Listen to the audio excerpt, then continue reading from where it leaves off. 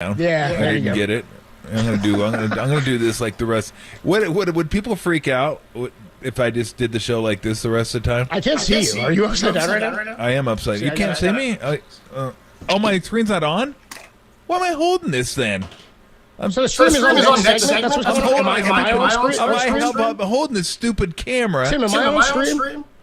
Neither of us are on stream. We're both sitting here doing a show for the stream. We're doing a bit. Tom, we're taking a break. This is we're doing a bit. Tim, get your S together, and then everybody come back and see us on the YouTube stream, on Twitch. We got Steve Mariucci coming up next. I can't believe this, Tim. I leave the studio for one day, and the things fall apart. All right, we'll be on the stream next. YouTube, KNBR.com, Twitch. It's all coming next, as is Steve Mariucci, and you want to stay tuned. Steve Young is going to join us for his first hit of the season as well. Mooch next on the Sports Leader. Perfect segue out.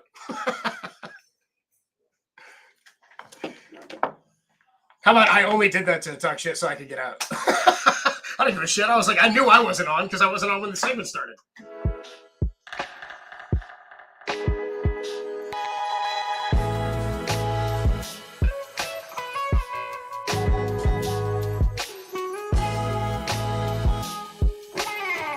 After a disastrous offensive performance on Wednesday afternoon. Find out more on that story trending on the all-new KNBR app.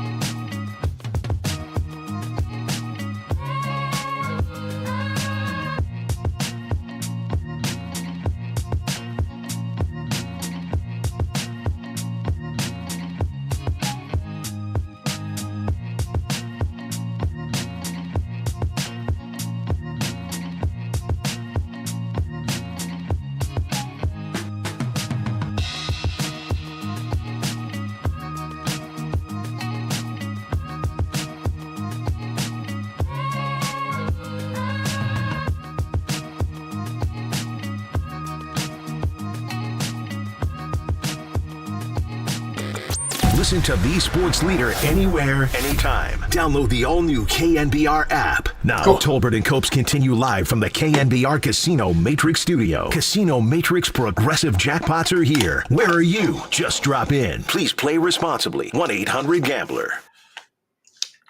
You know, first quarter of the second game, he was back to being our starter. And I was like, wow, I'm glad that we got him because, man, I don't want to have to put Brock in that situation for an entire year and the pressure. But Jimmy ended up coming in, playing well. I think he played about 6 games, I think. And then he got hurt, and then Brock came in. And, I mean, I just remember our owner saying, well, he said how good this guy was. And I was like, yeah, but that's practice. Yeah. This is real, so don't hold me to it yet. And he came in and looked the same way in games that he did in practice. And we had 7 games with him, and he played as high of a level as I believe he could play, and it's kind of what made it easy going into this year. Is he going to be ready? Those 7 games. Yeah, he's going to be ready. That was the head coach of the 49ers, Kyle Shanahan. It's always fun to talk to Steve Mariucci, longtime coach. A lot of people know him from Cal and the Niners, and he's been on NFL Network a long, long time. Always a lot of fun talking to him, and always a lot of fun watching him on the network as well. Coach, what's going on? What's up, Coach? Hi, Tom. Hi, Adam. Yeah, you said long, long time with the NFL Network. I know it's the longest I ever kept a job. And and I'm having but this coming Super Bowl will be my 19th Super Bowl. Will it with the really? NFL Network. Are you kidding me? You were just a kid. Wow.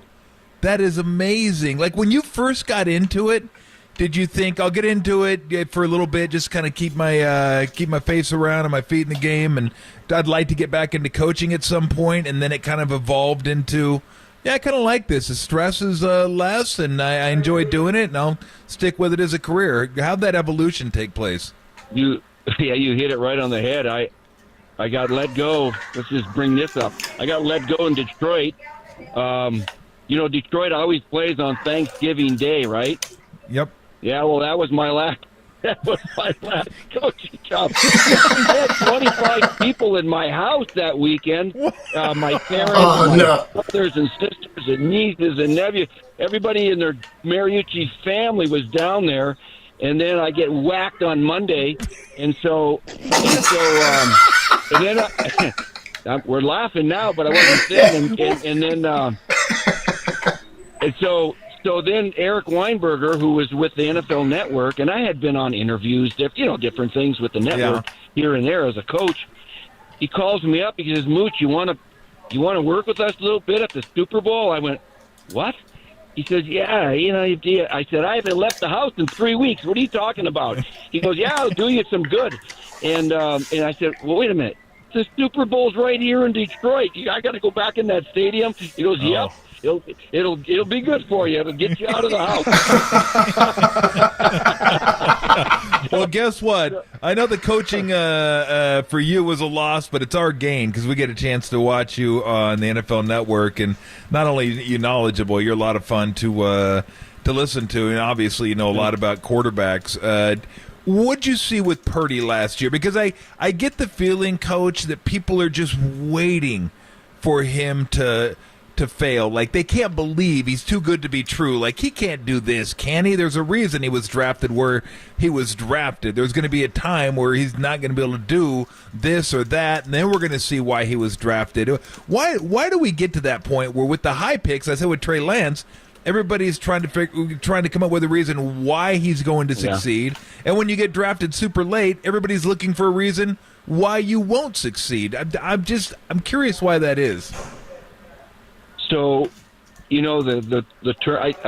went on the radio yesterday and I said if Brock Purdy plays like he did last year, the Niners will win the darn Super Bowl. And he played his 7 games plus a little bit of the Eagle game. He played as well as a quarterback can play in this league. His passer rating was, like one of the highest ever in the history of the world, okay? And which means the Bradys and the Favres and the Mannings and the Aaron Rodgers didn't play like that for their careers. And so he played off the charts. He was, I think he surprised us all. And he didn't have a small sample size in college. He wasn't one of these kids that had 13 starts.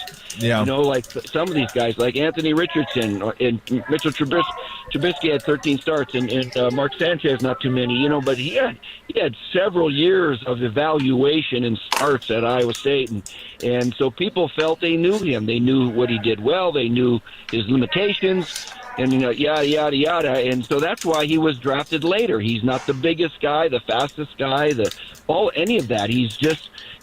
But when he had his chance to play and show us what he could do, he was just incredible. Now, quite frankly, last year when he started playing after Jimmy G got hurt, I thought, he started off great. Yeah, well, good job. And then I thought sooner or later he's going to show why he was the last pick in the draft. And you know what? He didn't. He never did. He kept playing at that high level. Yeah, he was surrounded by a terrific supporting cast with playmakers galore and a good offensive line, but still, he looked like He was a veteran kind of guy. He looked like he had poise. He could make all the throws. He got out of the pocket when he should. He made throws on the run. It was like, God dang! I mean, I haven't seen him play like this in college. He played better than he did in college. You saw it occasionally, but not consistently. So it's a great story. It really is. Now, I have a guy that works with the network for me. I don't know if you have ever heard of Kurt Warner. He never got drafted at all. No. And he's in the Hall of Fame. He's got a gold jacket on, walking around the mall. And so, it happens where these surprises will show up and go, whoa, how did we miss on that? How did we not see that consistently in college? And so I can't wait for him to get back on the field. Yeah, let me follow up real quick with this. How many games this year before you think you would feel comfortable saying this is who he is? That I feel like this guy is who he is. He's a legitimate starting quarterback in this league. Yeah, well, he showed me enough already that he's a legitimate starting quarterback, but this is who he is. He's not a 119 passer rating kind of guy. Nobody is consistently. You know what I mean? So there's got to be some times where he throws it to the other team or fumbles a snap or, does something, where he doesn't come from behind or whatever that is. I mean, that's got to rear its head at some point, right? Because he played just beautifully last year, and that's why I say if he plays like last year, he's in the Pro Bowl for sure. Yep. Okay? I mean, there's not even a question because of his statistically and passer rating and wins and, all of the things that get you to a Pro Bowl. If he plays like that and has that kind of success, he'll be first-team All-Pro. But I got a feeling that reality will set in on occasion, right? And the other team will play well on defense. It's not an easy schedule, and so we'll see how he does. But he belongs the starter. That was an easy decision in my mind. I mean, how can you – now, if he played 2 games like that, you go, I need to see more of them. But when you play 7 games in a row, near flawlessly, you deserve the some credibility, right? Yep, absolutely. Talking to Steve Mariucci on the Uma guest line.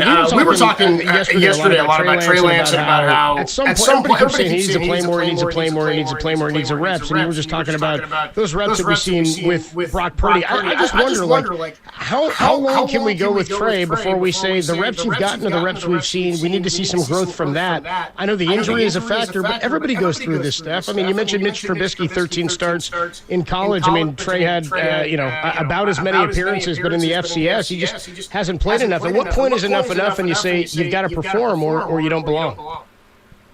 Well, you got to perform right now. You got to perform. I'm not saying he doesn't belong. I hope nobody's saying that because I think he's talented enough to belong. He's just got to play well and show that he's healthy, show that he has some confidence, show that he can be that guy that they were hoping for last year in training camp when I sat down with Kyle. Jimmy Garoppolo was sitting on he was throwing on the other field. He was kind of banished to the back 40, and he was going to be traded. And then Trey was taking all the 1 snaps. He was taking all. They were all in on Trey. So he has shown it a little bit here and there, and then not in the public eye, but in practice and in meetings. And poor guy didn't play much in college. We all know that. He had a great undefeated season. Then the next year was COVID. And then the next year was his rookie season, sit the bench. And then the next year was an injury second week. And just like, I feel bad for him. But he does have the measurables. He has the physical qualifications that you need to be a player in this league. I just want to see it. I think we all do. And so hopefully this next preseason game, he'll get on the field, hopefully with a little bit better supporting cast, not just backups, right? And I hope they play a little bit and let them play. I have you heard what they're going to do? Is Sam Darnold going to start and then he take over later, or what are they going to do? Well, we'll talk to Kyle tomorrow. We talked to him weekly throughout the season. And last Thursday, he told us, or last Friday, I guess it was, he did tell us, we're going to go with Trey first half, and then Sam will get a bulk of the second. So we'll see. I would hope that they mix it up. In terms of Trey, though, is this the weirdest dichotomy we've seen? Like, I look at Zach Wilson's situation, and I go, he got the opportunity to go, wasn't real successful, had some injuries, and dealt with some issues in the offense there. And now Aaron Rodgers is there where he gets a chance to be the backup. He kind of goes behind the scenes now and gets to sort of learn from one of the all-time greats, whereas Trey is sort of under the microscope as the number 2 here. We're analyzing and breaking him down as though he's going to start at quarterback, but we know who the starter is. It's just that it's not somebody as established as Aaron Rodgers. It's so funny that we're looking at it in this lens, or from this lens, with a guy who, at best, it seems like will open the season as the number 2. Well, he's got to win the number 2 job, though, doesn't he? Doesn't he have to be better than Sam Darnold for that number 2 spot? The interesting thing to see if they'll keep 3 on their active 53 new rule this year, where you can suit up that third quarterback, right? And which is very smart. So we don't run into a situation like we did last year with the playoff game. He's got to win that battle. The battle's not for number 1. The battle is who's going to be the backup quarterback over there. So the next 2 preseason games, I think it's going to be terrific competition with the 2 guys, and it's hard to do because Brock Purdy needs all the snaps he can possibly get in training camp because there were a limited number of practices and padded practices. So depending on how his arm feels, he needs to practice as much as he possibly can to get ready for that opener, and. So the rest of the crumbs are going to get divided in practice between Trey and Sam Darnold, and then we expect them to play well to compete. So it's going to be interesting, guys. No, there's no doubt about it. We're talking to Steve Mariucci, NFL Network. We talked about this before you came on, Coach, about apparently I think Brock Purdy has 10 picks in preseason. And I said I don't really care one way or the other, but I don't mind a quarterback that tries to push it a little bit during preseason. I mean, I would like a guy to push it during preseason, during camp, just to see if he can get that ball in there, to see if this works, see if it doesn't work. You coach the quarterbacks. I mean, how do you feel about it? Do you never want to pick, or during the camp and preseason, do you mind if a guy says, I'm going to take a few chances just to see if this can work or not? You're exactly right. There would be times, Tom, I would say to my quarterbacks, all right, I don't want you to be checked down Charlie in this practice. I want you to shoot it in there, throw the corner route, throw the dig, throw that seam up there. I want you to learn what you can get away with. Because you can't. I mean, if he wants to complete every pass, you could just check it down, and then everybody's happy. You didn't throw a pick, but you know what? You didn't learn anything about your arm and about the velocity that you can put it in there in certain spots. If you get it picked or knocked down in practice or in a preseason game, you learn. You say, I can't get away with this. This defenses in the pro level are too good. That corner can drop off. That safety can get there. So that's part of the learning curve. So a pick in practice or a pick in preseason games, you chalk it up to experience and say, all right, now I can see it's a little different than college, all right, and I cannot get it in there. This is when it's this tight, I need to check it down. I had that problem with Brett Favre. The guy said, he just thought he could get it in there every time because he had a cannon, right? And so those guys have to learn when and when you take a chance and when you don't take a chance. Yeah, I'm not sure Brett ever learned, Steve. I take that as a slap in the face. I tried, man. I tried. Listen to me. I had Ty Detmer and Mark Brunell as backups. We had a blast. They were all babies, all of them at the same time. I couldn't believe it. Anyway, so I would just say, Brett, you can't throw that. You just can't. That's too tight, man. He goes, I got that in there last week once, and then I'd be saying, you can't do that. So Ty would be saying, Coach, you're beating a dead horse. Am I supposed to say it on the radio? I don't know. He would say, Coach, you're beating a dead horse, Coach. And so that was the theme. So in fact, one time I even had a picture of a dead horse, and I put it up in the meeting room, and I would just point to it. Brett, this. You can't throw that. You can't throw that in there. It's not going to make it, maybe 30% of the time. But, some guys learn faster than others, but we weren't going to bench them, right? No, not Coach, you know who that reminds me of? Did you ever see the movie Tin Cup? No. Well, at the very end of the movie, it's with Roy McAvoy was the character's name. Kevin Costner is the actor, and he's a golfer, and he's trying to reach this par 5 and 2, and he knows he can get it there. But he's only one shot back in the U.S. Open on the 4th round, so he hits it on the green, and it rolls back into the water. And he said, "I know I can hit this shot. Well, after losing 6 shots and on his 13th shot, he actually put it on the green, put it in the hole for, as he said, a crowd-pleasing 12. That's Brett Favre. Like, I know I can get that in there. I know I can do it. Absolutely, man. You love the confidence. Oh, absolutely. No, he was great. Well, so let me ask you, because I wanted to bring this up because I wanted to work my way to Trey Lance. Because the one thing with Trey Lance I've seen with him is he rarely gets to his back foot and lets the ball go. Like, it seems like he's not seeing things clearly, and he wants guys to be open. And as you know, guys they're not open in the NFL. You got to throw it to a spot that they're going to be and let them get themselves open and catch it. Does it look to you like he's not seeing things as clearly as maybe he should because he's hesitant to let the ball go? It looked like that in the last preseason game. But I'll tell you, Tom, I've seen him practice, and he gets it out and slings it at times. You know what I mean? Okay. So that's why I was shaking my head watching this game going, boy, he looked rusty, or he looks uncomfortable, or he looks like he's not pulling the trigger. Maybe he doesn't see guys separating. Maybe he doesn't see the windows like he should. Statistically, it was better than it looked, actually. Yeah. But I felt the same way. I thought he was holding the ball, waiting for something to happen when he should have, gone through his progression quicker or got out of the pocket. But there was just chaos back there in the pocket. I thought I might have moved him around just to get him on the perimeter so he could see a little better and get some easier throws, get him started. But he was in the pocket, and the pocket wasn't good to him. I can see Mariucci on the Uma guest line here. Just a question for you on I've been watching the Hard Knocks. I get a kick out of it. I love seeing the personalities of some of the guys that we don't get to see behind the scenes from.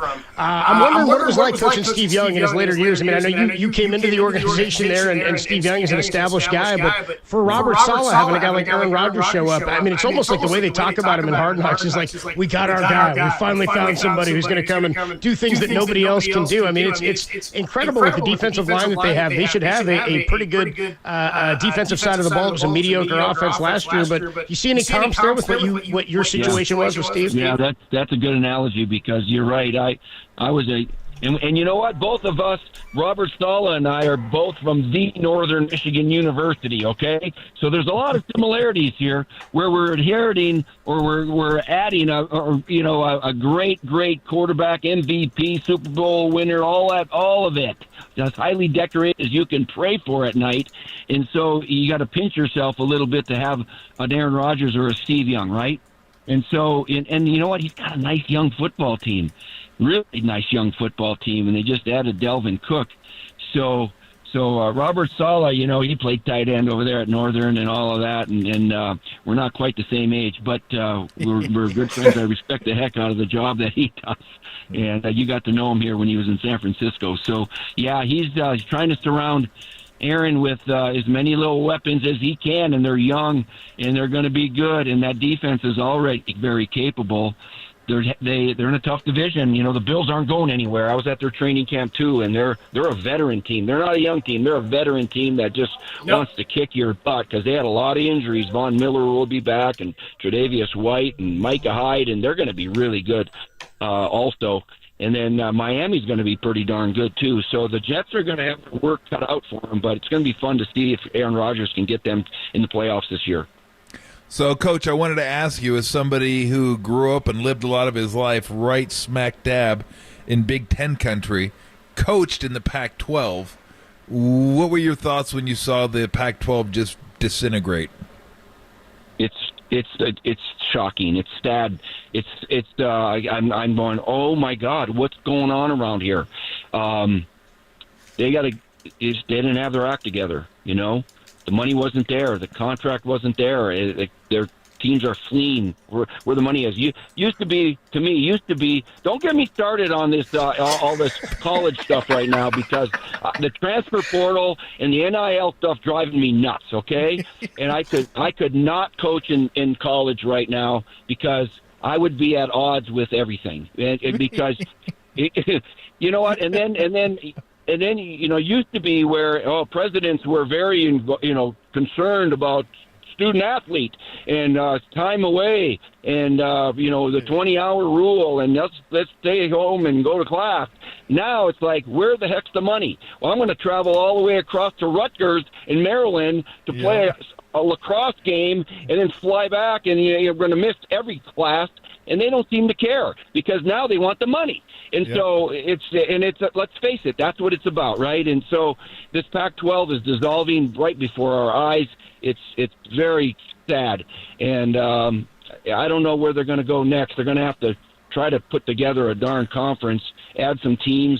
Who is it? San Diego State, Fresno State? Who can jump in there to save the day a little bit?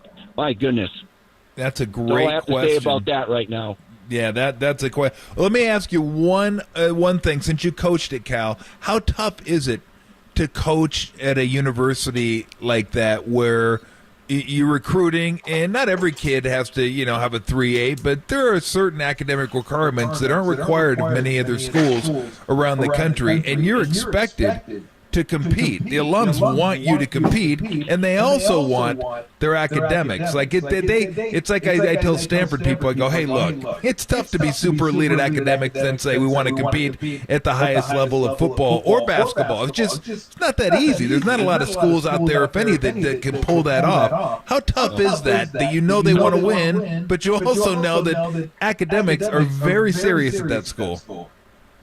Yeah, Cal Stanford jumping in if they end up in the Big Ten or wherever, they're going to be playing against teams that have different admission standards, okay? And I was told just the other day, I mean, you can quote me because this is just hearsay, but from a pretty darn reliable source that you guys like on Ohio State's team, they're making $90,000 a year. That's where it starts. And with the NIL money, and then some are a heck of a lot higher than that. It's like, what? And so, how about this? So Sonny Dykes is a good friend of mine. He coached at Cal, and in fact, he's building a place out here in Montana too. But good guy, good coach. He takes it in his first year at TCU, goes to the championship game, right? Yeah. So his entire team, football operation, was getting paid $280,000, okay? Which is more than they were when I was coaching, or more than they were a couple years ago, right? Yep. But he was playing against a team, Georgia, who had 17 starters that were making more than his entire team. Can you believe that? I mean, these kids are getting paid higher than most of the coaches, certainly the assistant coaches, and some of the presidents of the university. And then the darn thing, it's like, okay, well, I'm going to transfer anyway. It's crazy. Yeah. They need some regulations. It's free agency, and there's no salary cap in college right now, and it's bizarre. They need to get it squared away. It's going to screw it up. No, I agree. I call college football NFL Junior now. And if you're going to treat it like that, start having contracts and start having some different deals so it's not jumping from school to school. Look, I don't mind the kids making money at all, but it can't just be the Wild West where I'm going into the transfer portal just to get a better NIL deal. I don't care about anything else. I just want to get a better NIL deal. And they got to figure it out some way or the other. Yeah. But anyway, right now, Tom, you could play basketball at Arizona, right, in the first semester, and then transfer to Arizona State at Christmas time and play a week later for the other team. Yeah, that's how bizarre this whole thing is. It's like a trade deadline. Coach, I would rather drink a gallon of cyanide than transfer to ASU. Yeah, well, if they paid you $1.98 more, you might consider it, Not the Sun Devils, Coach. I have principles. Tom, per gallon, though. Per gallon, Tom. No, I'm not doing it. They're the Scum Devils once and always. Hey, Coach, thank you so much. It's always a lot of fun catching up with you. Enjoy the rest of the off-season. Maybe we'll catch up with you during the regular season. Okay. Thanks for having me on, guys. Thanks, Coach. I appreciate it. Steve Mariucci, NFL Network. He's funny. Dude, he's a blast. He's a riot, dude. How about him coming in? Dude, I had never realized that he got fired from Detroit. I didn't know that either. Thanksgiving weekend, he had people at his house. He said every Mariucci you could imagine was at my house Thanksgiving weekend. I get fired. He was the last game I ever coached. Then they asked me to come back for NFL Network and be there for the Super Bowl in Detroit, dude. And then he goes, we're laughing now. Oh, it's funny now, yeah. Now. Well, it's 18 years later. We can laugh seasons. now. We're okay, dude. So it's going to be his 19th Super Bowl. It's crazy, man. He's the Niner coach of my childhood. I associate a lot of Niner success in the 90s with Steve Mariucci. So good stuff there. And we got plenty. Kevin Barlow. Him and Kevin, dude, exactly. Kevin Barlow, Ty Streets, maybe. Give me a Ty Streets out there, dude. JJ Stokes. We got plenty more. Battle. No, I don't need any Arnaz. Desi Arnaz battle. I'm good. We got more to come. By the way, our first hit with Steve Young, the youngster, coming up at 5 o'clock. You do not want to hit it. When we come on back, we are going to get into, we can give you a quick update. The Warriors' full schedule is getting ready to drop tomorrow. Draymond steps on Sabonis. Don't forget about that, man. We got a big highlight for the Warriors and the Kings coming up on their first tilt coming up this year. We'll give you that on the other side, and then your sound soiree before Steve Young joins us at 5. Tolbert and Copes only here on the Sports Leader. San Francisco, shout out to you for supporting KNBR, San Francisco's sports leader.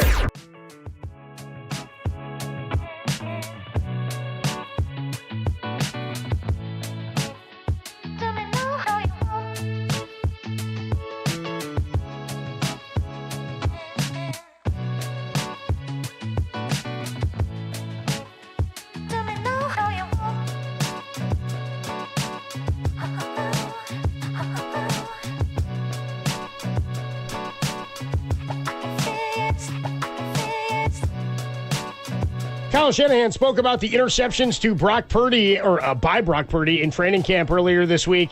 He's concerned about all interceptions, but would rather have them happen in practice than in a game. More on that story trending on the all-new KNBR app.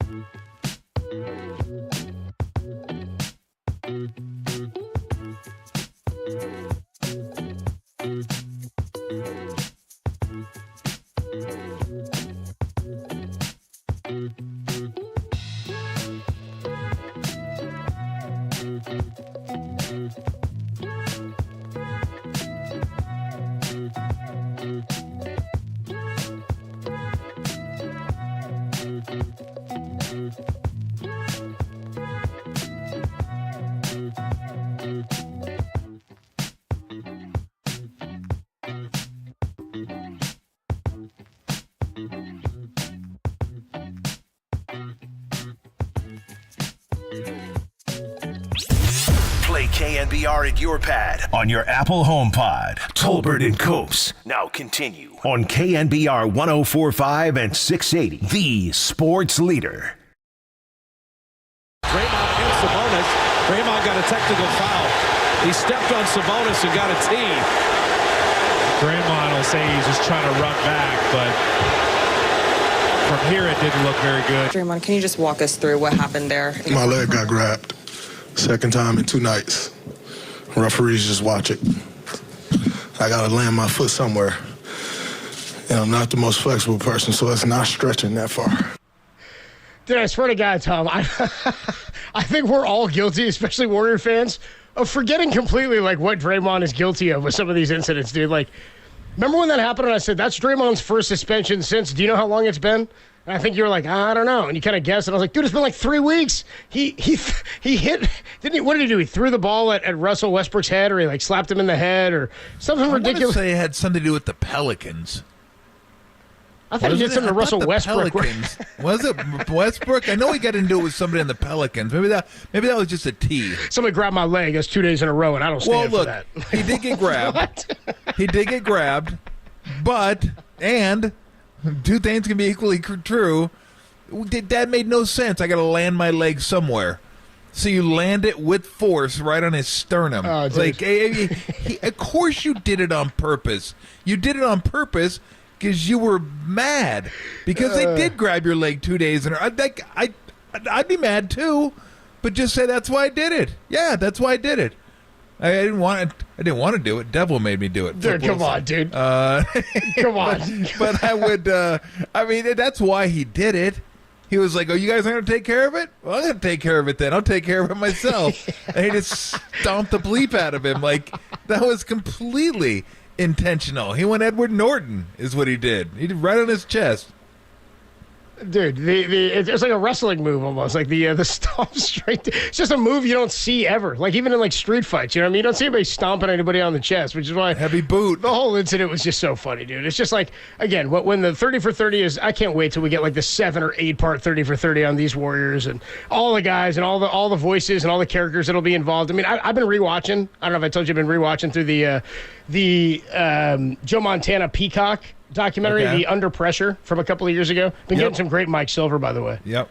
Greg Silver, Mike Silver's son works with us. Been getting some great mics. He dropped one today. He goes, I just think people really need to remember what Joe Montana did in that 1983 championship game. They didn't win, but it was important to remember.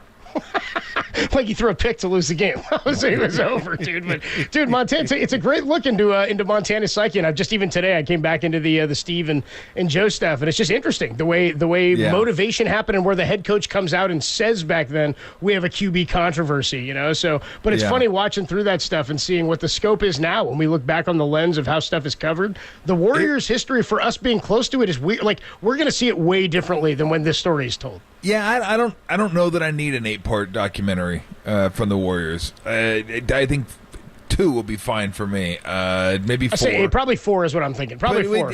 We know everything just about. It's covered differently. Bulls, it's different. The Bulls thing, there wasn't social media back then, and the Bulls,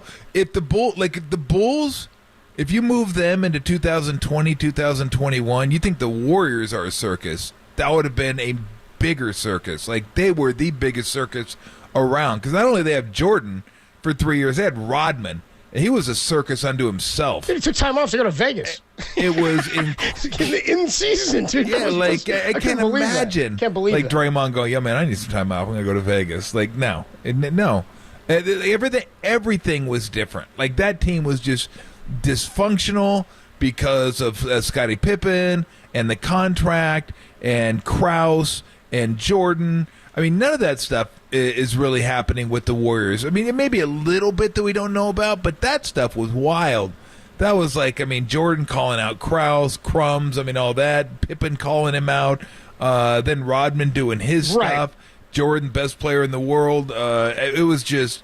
That one was awesome, and I love that. And there were so many different stories, like each and every episode. Yeah, like I don't really need it, and I'm so close to it that maybe that's why I'm saying that. Maybe fans would say, "Yeah, that'd be awesome. Give me an 8-part Warriors documentary, that kind of stuff." Like, I wouldn't mind seeing some of the KD behind the scenes stuff. There's like, stories we would like backgrounds to. The Draymond and KD. We definitely would like the Poole and Draymond stuff. You know, there's storylines that we'd isn't want. Controversial. No. There's nothing controversial about him. There's nothing controversial about Clay. Draymond, he'd be the big focal point, obviously. The punch would be a big focal point of like one episode to kind of get into that. How about the Myers exit? See how it affected. Yeah, Myers' exit would be certainly would be interesting. You know, why did he feel like this was the time? Like, because the Jerry Krause stuff was a huge part of The Last Dance. You know, the Jerry Krause element of like, I'm tearing it down. Like, he was, and part of it is the era you play in. Like, I think what this documentary would be, if when we get all the behind, like, all these storylines we're talking about are a part of it, but it's also the changing of how the NBA evolved. Like, Jordan, that was a big part of The Last Dance, was how did he get to finally overcome the Detroit Pistons and the beatings that he took to become what he became. Like, I think there's a lot of avenues that this thing could cover when ultimately we're going to get this thing. We definitely will. Yeah. We might. I mean, I guess like the West departure would be interesting, like Jerry West coming on board, why they brought in Jerry West, what happened with Jerry West. They talk about maybe the trade they didn't make with Minnesota for Kevin Love. That might be interesting. I mean, this has been well documented that when they got Bogut from the Bucks, that they offered Milwaukee a choice, Monte or Steph, and the Bucks were like, we don't want another injured guy. We're trading you an injured guy. We don't want an injured guy for an injured guy. So that's back when Steph's ankle wasn't quite up to snuff, and that's why I only got the $44 million extension, because they knew how good he was, but they didn't know if he could stay healthy. But, I mean, think about how that changes dynamics. If Steph's in Milwaukee, Steph's in Milwaukee, they probably don't even have Giannis, because they're probably too good, and they don't get that draft pick. Now, Giannis wasn't drafted until like 15th, I think. So it wasn't like he was a high draft pick, but that changes everything. The league might be it's a different league if Steph doesn't go to the Warriors. I'm not convinced that Steph becomes Steph if he's not a Warrior. I just don't think it happens. I just don't think that the stars align in the same way, where he gets the opportunity, where they trade Monte, where they have Mark Jackson, then get Steve. I just think so many things had to align for him to get the opportunity to become who he became. The injuries, so many players get bailed on in the NBA nowadays that are lottery picks just because this team's not going this direction, or he could have been traded 3 times, you know what I mean? Or it could have bounced around and been tacked on to different trade deadline deals. I think for the stars to align the way they have, it's so hard for one guy in the NBA, more than any sport, I think, even football, to play in one town. I think in the NBA it's so hard.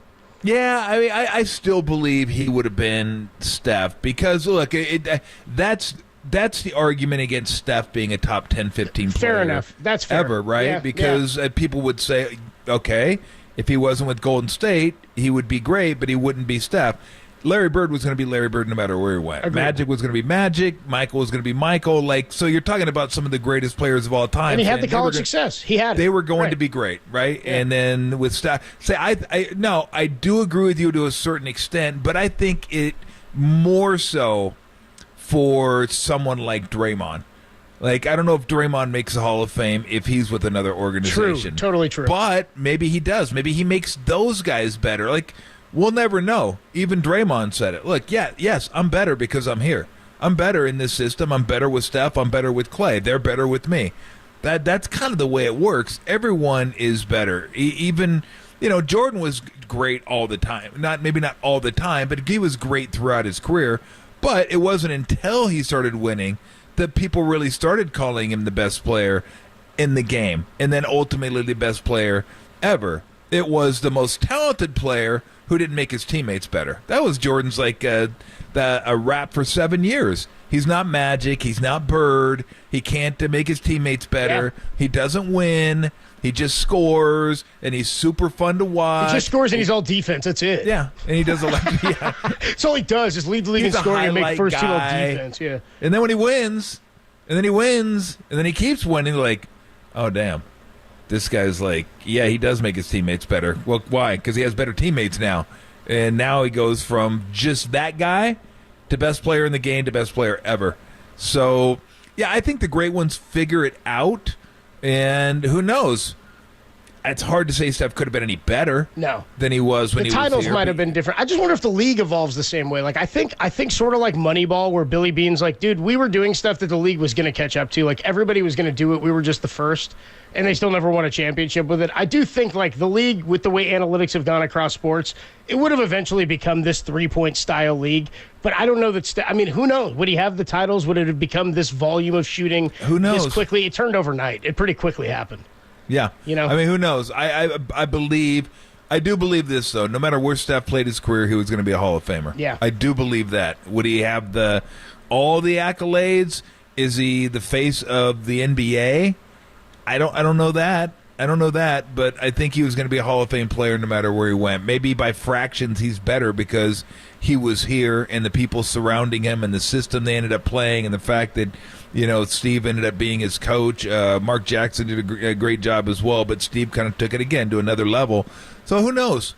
But, that is the argument that people would make with him is a lot of it is the system, not his greatness, but how elevated he is. Whereas, most guys, because Steph's not he's not 6'8", 240, that type of guy.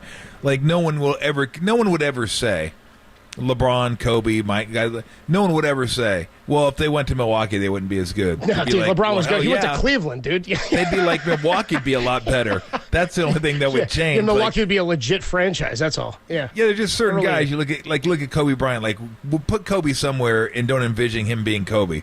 Can't. Put Shaq somewhere and not envision it. You can't. I mean, he's just going to be Shaq wherever he goes.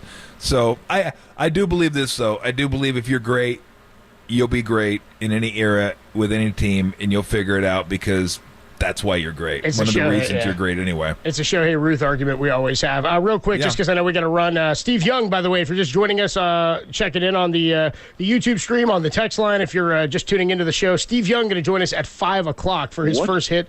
Yeah, of the season. Don't forget, that was after the Giants got Carlos Correa, then lost him, and Steve Young had not found out by the time he came on with us that Thursday evening. Real quick here, the Warriors are going to see, by the way, Jordan Poole for the first time 3 days before Christmas. Jordan Poole returns to Chase Center on the 22nd of December. They're going to see the Kings on national TV for the first time in 2023 on October 27th. So early in the season, national TV game against the Kings. And also they've got the in-season or the in-season tournament schedule out for the Warriors.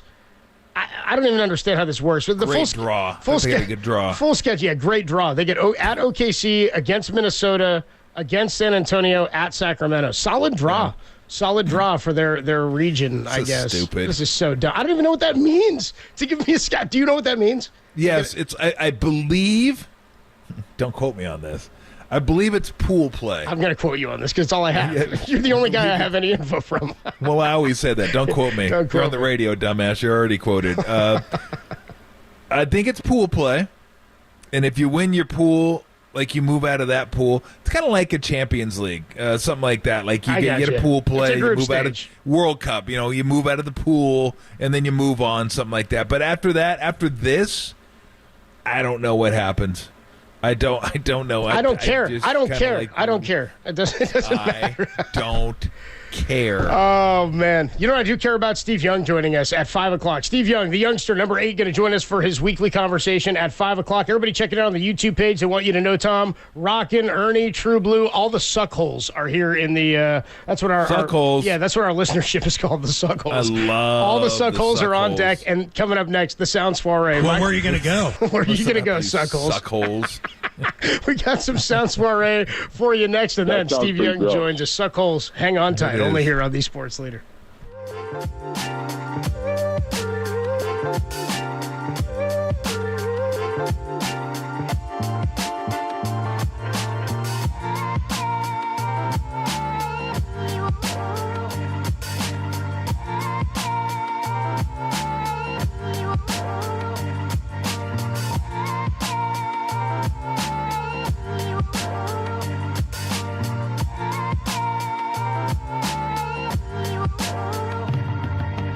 Hey everybody, Mr. T here for NorCal Honda. If you live in Northern California, you care about preserving this amazing environment we have here in California. That's why Honda Hybrid is a smart way to go. It's electrified driving for the way you live today. And if you want to go green and go in style, there's a Honda Accord Hybrid. If you want to go green in a rugged, versatile SUV, there's a Honda CR-V Hybrid. Both hybrids deliver incredible fuel economy and range with minimal emissions, so you can travel every mile of this great state and beyond eco-consciously without having to plug in or waste time charging up or worrying about getting stranded in the middle of nowhere, because that would be loser.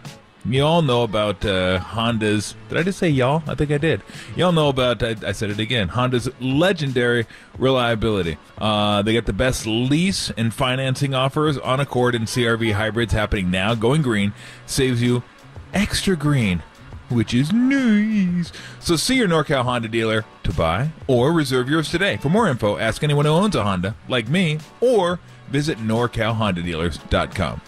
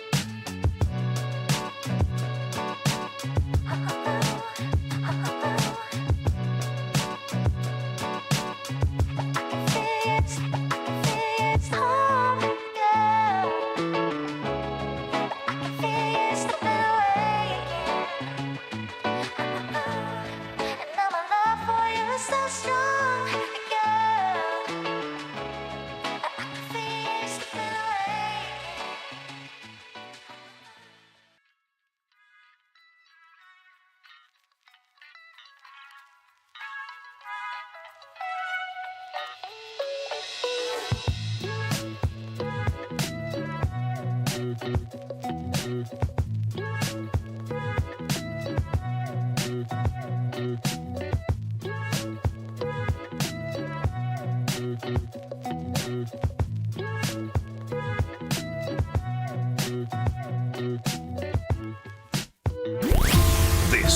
is Tolbert and Cope's Sound Soiree. No, I've whipped up this nasty little soiree. The best sounds you might have missed.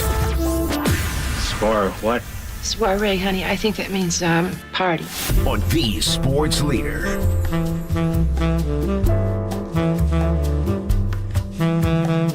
Tolbert and Copes with you on a Wednesday afternoon, August the 16th. We are in the dog days of summer, as evidenced by the Giants. What was the final score? 6-1? I'm at the yard. I don't even know what the final was. 6-1. I saw him scratch one across there at the end. The inside the park home run, put it out of reach there. Luke Raley. Tough day for the Giants. Off day tomorrow, and then back in action against Atlanta. A historically great offense. Starting on Friday, the YouTube chat has been blowing up, Tom, asking if we'd had any appearances yet from any animals. And immediately somebody says, the cat. No, That's right. Pip just came in. The cat is here. Lou's down here. We went for a probably 4.5 mile walk today, so Lou doesn't feel like jumping up on the lap. She just wants to crash on the ground. I told him, I Lou's said, been Lou here. gets fed around 2:30 every day, so she's always hungry. Like, start of the show, she's tell in your everybody face. Lou is here, so they're both here.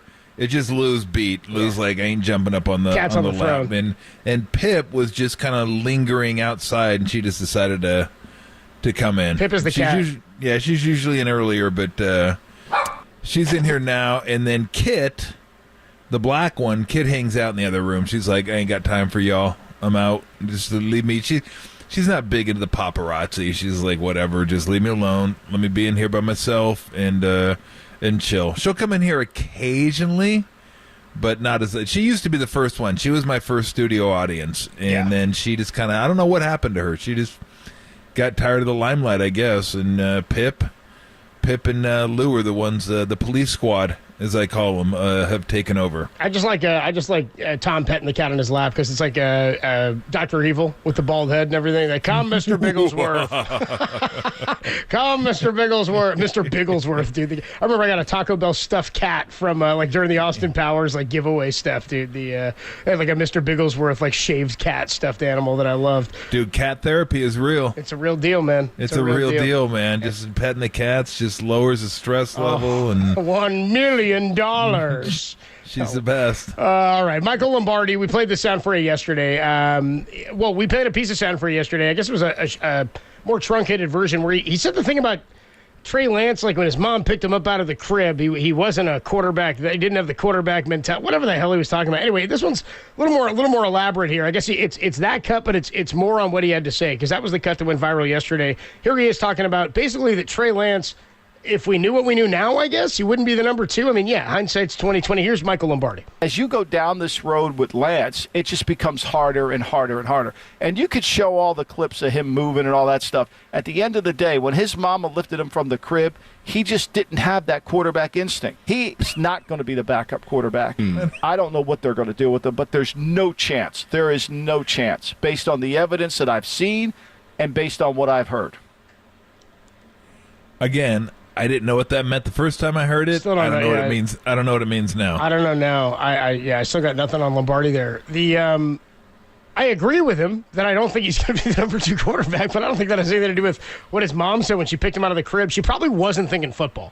She probably wasn't. She probably wasn't thinking, like, wonder what his job's going to be in 17 to 19 years. You know, like, I don't know, man. Like, it is funny, though, because the thing that Steve Mariucci said to me, which is funny, he brought up Mitch Trubisky. I was here at the game, and I was talking to somebody today about Trey Lance at the Giants game, and they brought up, you know, he's got to play. He hasn't played a lot. And I said, yeah, but so he played 16 college games, right? And they created that final game for him in the 2020 season. He was in the FCS. They canceled that whole 2020 campaign. Then he gets drafted. Trubisky started 13 games in college. I get it. He was at a bigger school at North Carolina. He was at an ACC school and was against tougher competition, but getting the reps is getting the reps. Like, if we're going to say, well, Brock got the reps when he was in college, right, and Brock was the last pick of the draft. Yep. He was able, with the reps, to figure out, I've got to do the basic things that make me a solid quarterback. And we'll talk more about this tomorrow, because you had a great comment earlier about being able to, quote, work on stuff, being good enough to work on stuff. You got to be good enough at the basics before you just jump to working on stuff. Kyle said that to us last week, that just because Brock's getting more reps, I've talked to him about knowing that, hey, when you were just getting minimal reps, you made sure you did everything perfect, nuts and bolts, did your basic stuff right. You got to make sure you're still doing that just because you're getting more reps. No doubt about it. They're building blocks. And I'll be honest, that's part of the problem I had with coaching youth basketball, is that because I played at the highest level, so I would do stuff without setting the proper blocks first. And it didn't work. It just, because they didn't know how to do certain things. That and they were spazzes because they were like 8 and 9 year olds and they couldn't sit still anyway. That's why coaching girls much better at that age. Much better. Is it? Much more attentive. They listen. Yes. Coaching girls much easier at a youth age because they just they pay attention. They don't screw around as much. Boys are just a pain in the ass at like 8 years old. They're running around, throwing balls at each other. Just herding cats basically is what it is. But a lot of it was my fault because, when you know basketball as well as I know basketball, you just start off at, H without hitting all the letters beforehand. You're like, why can't we get this? And you're right. You have to have the proper building. You got to get the fundamentals right and then go from there. Now, some guys are just so gifted, Aaron Rodgers, that, he has fundamentals, but they may not be your classic fundamentals, and he can get away with it just because there's not a lot of guys like that. And if you can do that, that's great, but not a lot of guys can do that. Like Brady didn't do that. Brady was like feet set, shoulders, step to where I'm throwing. If he could do it, he would do it. Can't always do it, but, it just – they're fundamentals for a reason. Most people have to do them to do other things. You can't get away with it. There are shortcuts for most people. Again, there are exceptions to everything, but, there are guys that have, kind of funky jump shots, right, where the elbow's out a little bit and they can still make it, or a golf swing that may not be your most classic golf swing, but ultimately it gets back to squaring the club face, and they can do that. So, but for most people, it's the same thing. You work on one thing, you get really good at that, and you move to the next thing, get really good at that, and you kind of progress. And I don't know where Trey is at with all that. I don't know quarterback fundamentals that well. I mean, I know what it should kind of look like, but there's always little intricacies that go along with it. You're like, oh, that's interesting. You would do that and do that. Like a baseball swing. I kind of know what a good baseball swing looks like, a bad baseball swing looks like, but there's a lot of different stuff that goes along with it that's very technical that most people, including myself, wouldn't realize they have to do to get that swing to look really, really good. So, yeah, I mean, what'd Brock have? Like 42 starts or 40 starts in college? Like 4 years almost. Yeah. It was like unbelievable. Yeah. Like I want to say it was at least 40, if not like 42, 43, something like. So yeah, he had all those reps. And when you're not as naturally athletic or powerful as somebody else, those other things become even more important. All the little things matter. And then the studying and knowing what you're doing. I always bring up Chad Pennington for some reason, just because in my mind he was like the epitome of a guy who had a noodle arm. Just he had no velocity. And no the velocity. Rotator cuff, yeah. Yeah, exactly. That's probably why. No velocity by NFL standards, but he competed and he won at that level. And it's like, how did he win? He was really smart. You knew he knew the game plan inside and out. You know he knew the defense inside and out. He was a hell of a competitor. A lot of moxie, footwork, all that stuff. Like all the stuff that you got to have if you don't have a rocket arm. And I think Brock Purdy has a lot of that. Then you get a guy like Jeff George, who you look and go, well, maybe he doesn't have a lot of that other stuff, but he's got a rocket arm. And that's why guys like that hang around the league, because they're like, every coach thinks, I can get it out of him. If I could just get him to do this, then we got it. And not that Jeff George was bad. He was an okay quarterback in the league forever. But, like with that arm, he was supposed to be like one of the best quarterbacks in the league for 10 years. Big arm, right. A big arm. Big, even left-handed. That didn't work out well for him, though. But he had a big, big arm. So again, all the things matter, and then sometimes it just doesn't work for some reason or another, and you can't really put your finger on it. It's just some guys are a little bit better under pressure. Some guys can function better with all that chaos flying around them. Some guys are able to grasp more naturally game plans and can read defenses easier, and the game slows down for them. Some guys can never get there. I mean, it happens. I don't know that everything has to have an answer. Why didn't he make it? And then you give reason A, B, C, D, E. Like, these are all the reasons. Sometimes he didn't make it. He wasn't quite good enough. Yeah. Well, why wasn't he good enough? I don't know. Just wasn't. You know, it just not everything has to follow a logical example for why a guy wasn't good enough to make it. And I think the Niners drafted Trey Lance, obviously, with the best of intentions, and they got a guy that they thought could have high upside, big arm, athletic, could run, and then they can mold and teach him. Hasn't worked out. No, and I don't think he's teach him the offense. And I don't think he's as athletic as they thought he was. No, and now he's had the injury too. He's had a structural thing. I mean, it's now a much different situation than when they drafted him. Let's jump to this next piece of sound because this is good as it relates to the Giants today. So, did you see the other night? Wade Meckler comes up lefty, and the Giants decide they're going to let him go. They're going to let him face lefty. And after the game, Kapler was asked about it, and he's like, well, you know, his numbers were good in the minors against lefties, and it's an opportunity to grow, and we're, of course, developing at the big league level, and yada, yada, yada. Well, today I'm in the press box. I'm sitting with John Shea and FP Santangelo, Danny Emmerman, and bases loaded, one away in the seventh inning. Giants have an opportunity to score. Here comes Wade Meckler. They bring in a lefty, and he pinch hits for Wade Meckler. Yeah. He decides to pull him for Austin Slater, and we're all sitting around going, so what's the difference? The other night it was a closer game. Now it's a 5-run game, and you got one away. Slater hits into a double play. After the game, Danny Emmerman, who we were talking to, covers the Giants for KNBR.com, had a little sort of a snippy back and forth here with Gabe Kapler on why it was that he pinch hit for Wade Meckler. Earlier this series, we talked about why you stuck with Wade Meckler in with the bases loaded against a lefty. Bases loaded against a lefty tonight, you decided to pinch hit Slater for him. What changed, if anything, in that decision? I'm absolutely happy to make the distinction, but I'm just curious if you know the distinction. Is it just Slater versus Ramos? Yeah, I mean, this is not a disrespect to Ramos in any way, but I think Ramos has like 4 career pinch hit at bats. Slater's one of the best pinch hitters in baseball. So I don't mind, of course, explaining something, but I just sometimes wonder if the question is, hey, can you say it? Or if that distinction isn't clear. I'm just curious about that. Slater hasn't been hitting awesome either.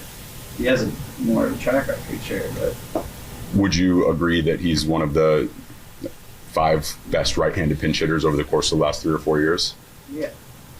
Do you think that creates a distinction between him and a guy that has 4 career pinch hit at bats? Sure. Okay, so I'm not criticizing you at all. I'm just wondering if what you're asking is for me to say that, or if, like, whether or not there's a distinction at all for you. I think it was a similar situation, so I think people would be interested to learn and hear you explain it. Yeah, and so, I mean, again, Slater's one of the best pinch hitters in baseball, particularly against left-handed pitching over the course of the last 3 seasons. And so in that situation, we trust that he's going to go up there and have a good at-bat. He didn't. He grounded into a double play. But I had him go up there because he's really, really good at that. Just has had a stretch where he hasn't had a lot of success.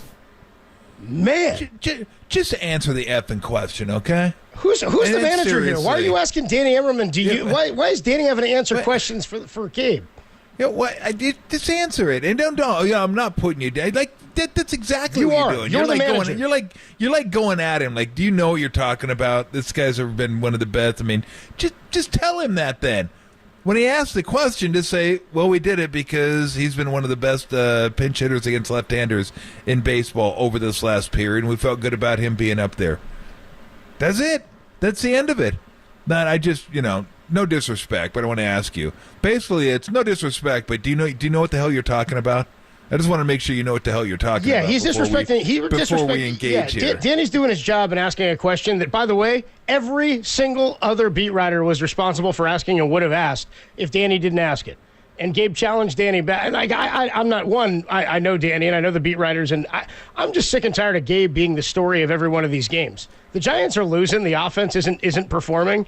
And for the last week and a half or 2 weeks, it's been Gabe pulls Logan Webb when maybe he shouldn't have. He should have maybe started the inning with Camilo Doval if he was going to do that. Gabe gets ejected from a game. Gabe has to deal with Bruce Bochy pulling Andrew Haney early and he's got to manage with his gut. I mean, this has been a Gabe Kapler story day after day after day, and nothing is coming from it except for Giants losses. So yeah, I thought that was a little Bush League. But let me say this real quick, and then we'll get ready for Steve, because let me get 30 seconds and let me defend. I don't need to defend Gabe Kapler, but I do want to applaud him for going out there last night and getting ejected when Meckler got another call out of the zone. Horrible. That kid, the first 10 strikes called against him, called strikes, were probably 8 were out of the zone. I mean, it was a joke. It happened his first night. It happened his first at bat last night. And then that next pitch. And Chad Whitson, that guy was so bad last night. I mean, look, he was terrible. He was bad all over the place and bad for both teams. Let's be honest. Balls that were in the zone were called balls. Balls that were out of the zone were called. He was awful. But the fact that it kept happening to Meckler is like, I hope it. So I got to say, I was very happy, and now that's what you hope a manager would do. He went out there and did that, so I want to make sure I got that, because I was going to say something about that. I didn't know we were going to listen to that. I thought that was Bush League, but I did think that was – I got to applaud him for that, because that's what you want a manager to do. You guys getting squeezed, you guys getting screwed, especially over 2 games. Get out there and get after that ump. I wish you would have given it to him more, but the fact that he went out there and he's not prone to do that, I thought that was cool. Yeah, strike 3 his first night, and then the strike 3 yesterday was pretty bad out on the top of the zone. Wasn't in the zone; it was out of the zone. All right, we got to run to get to Steve Young. We do it weekly with Steve Young throughout the football season. He's going to make us feel better. Steve Young is going to bring some heat after that Gabe Kapler softness in having to answer questions from Danny Emmerman. Steve Young, number 8, joins us next, only here on the Sports Leader.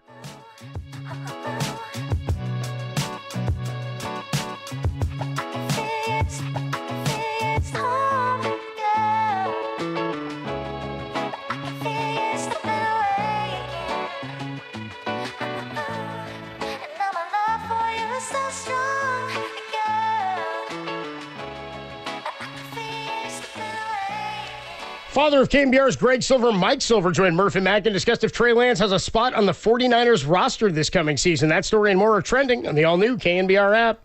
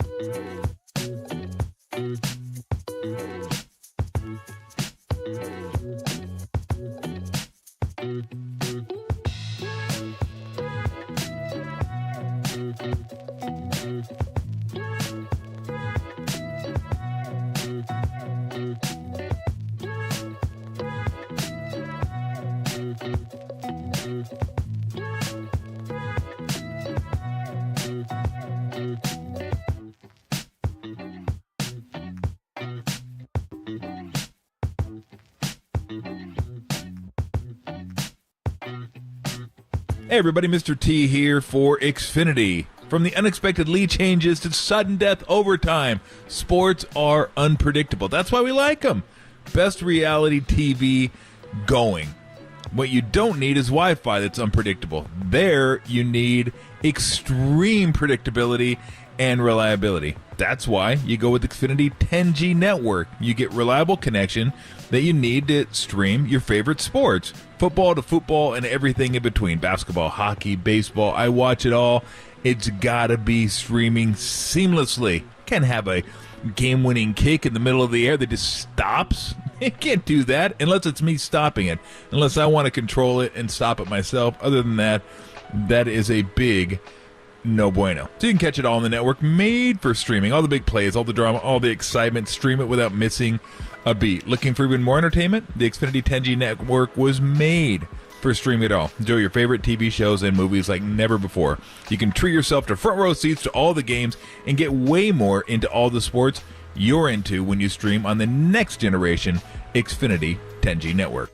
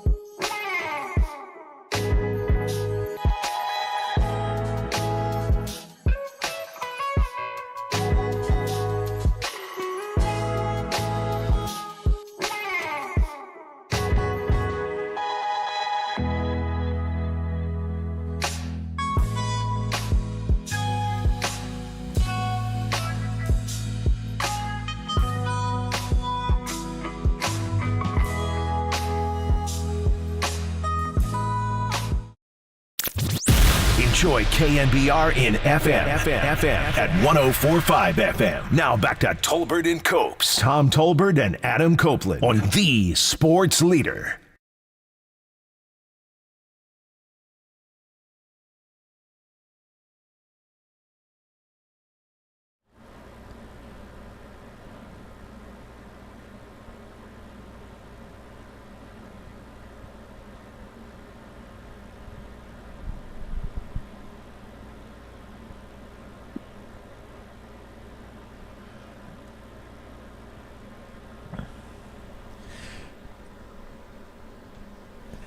It is that time of year. It's football time. We all know that. We got a preseason game under our belts, but it's not just that. Regular season just around the corner. I get it. It's great, but it's even better than that. It means the return of the Hall of Famer. Steve Young is back.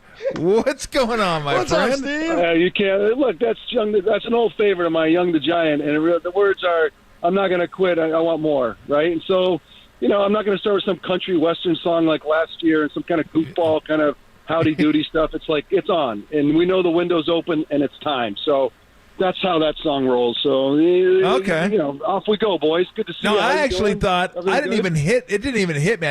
I kind of remembered that was Young the Giant. Didn't remember the name of the song. I didn't know that you picked it because of that. I just thought maybe over the summer, maybe a narcissistic trait was cropping up, and you picked that because they're named Young the Giant, and you kind of think of yourself as a giant, like among men. Oh, right. Okay, I see where mine goes in the gutter. I get it. What? That's not the gutter.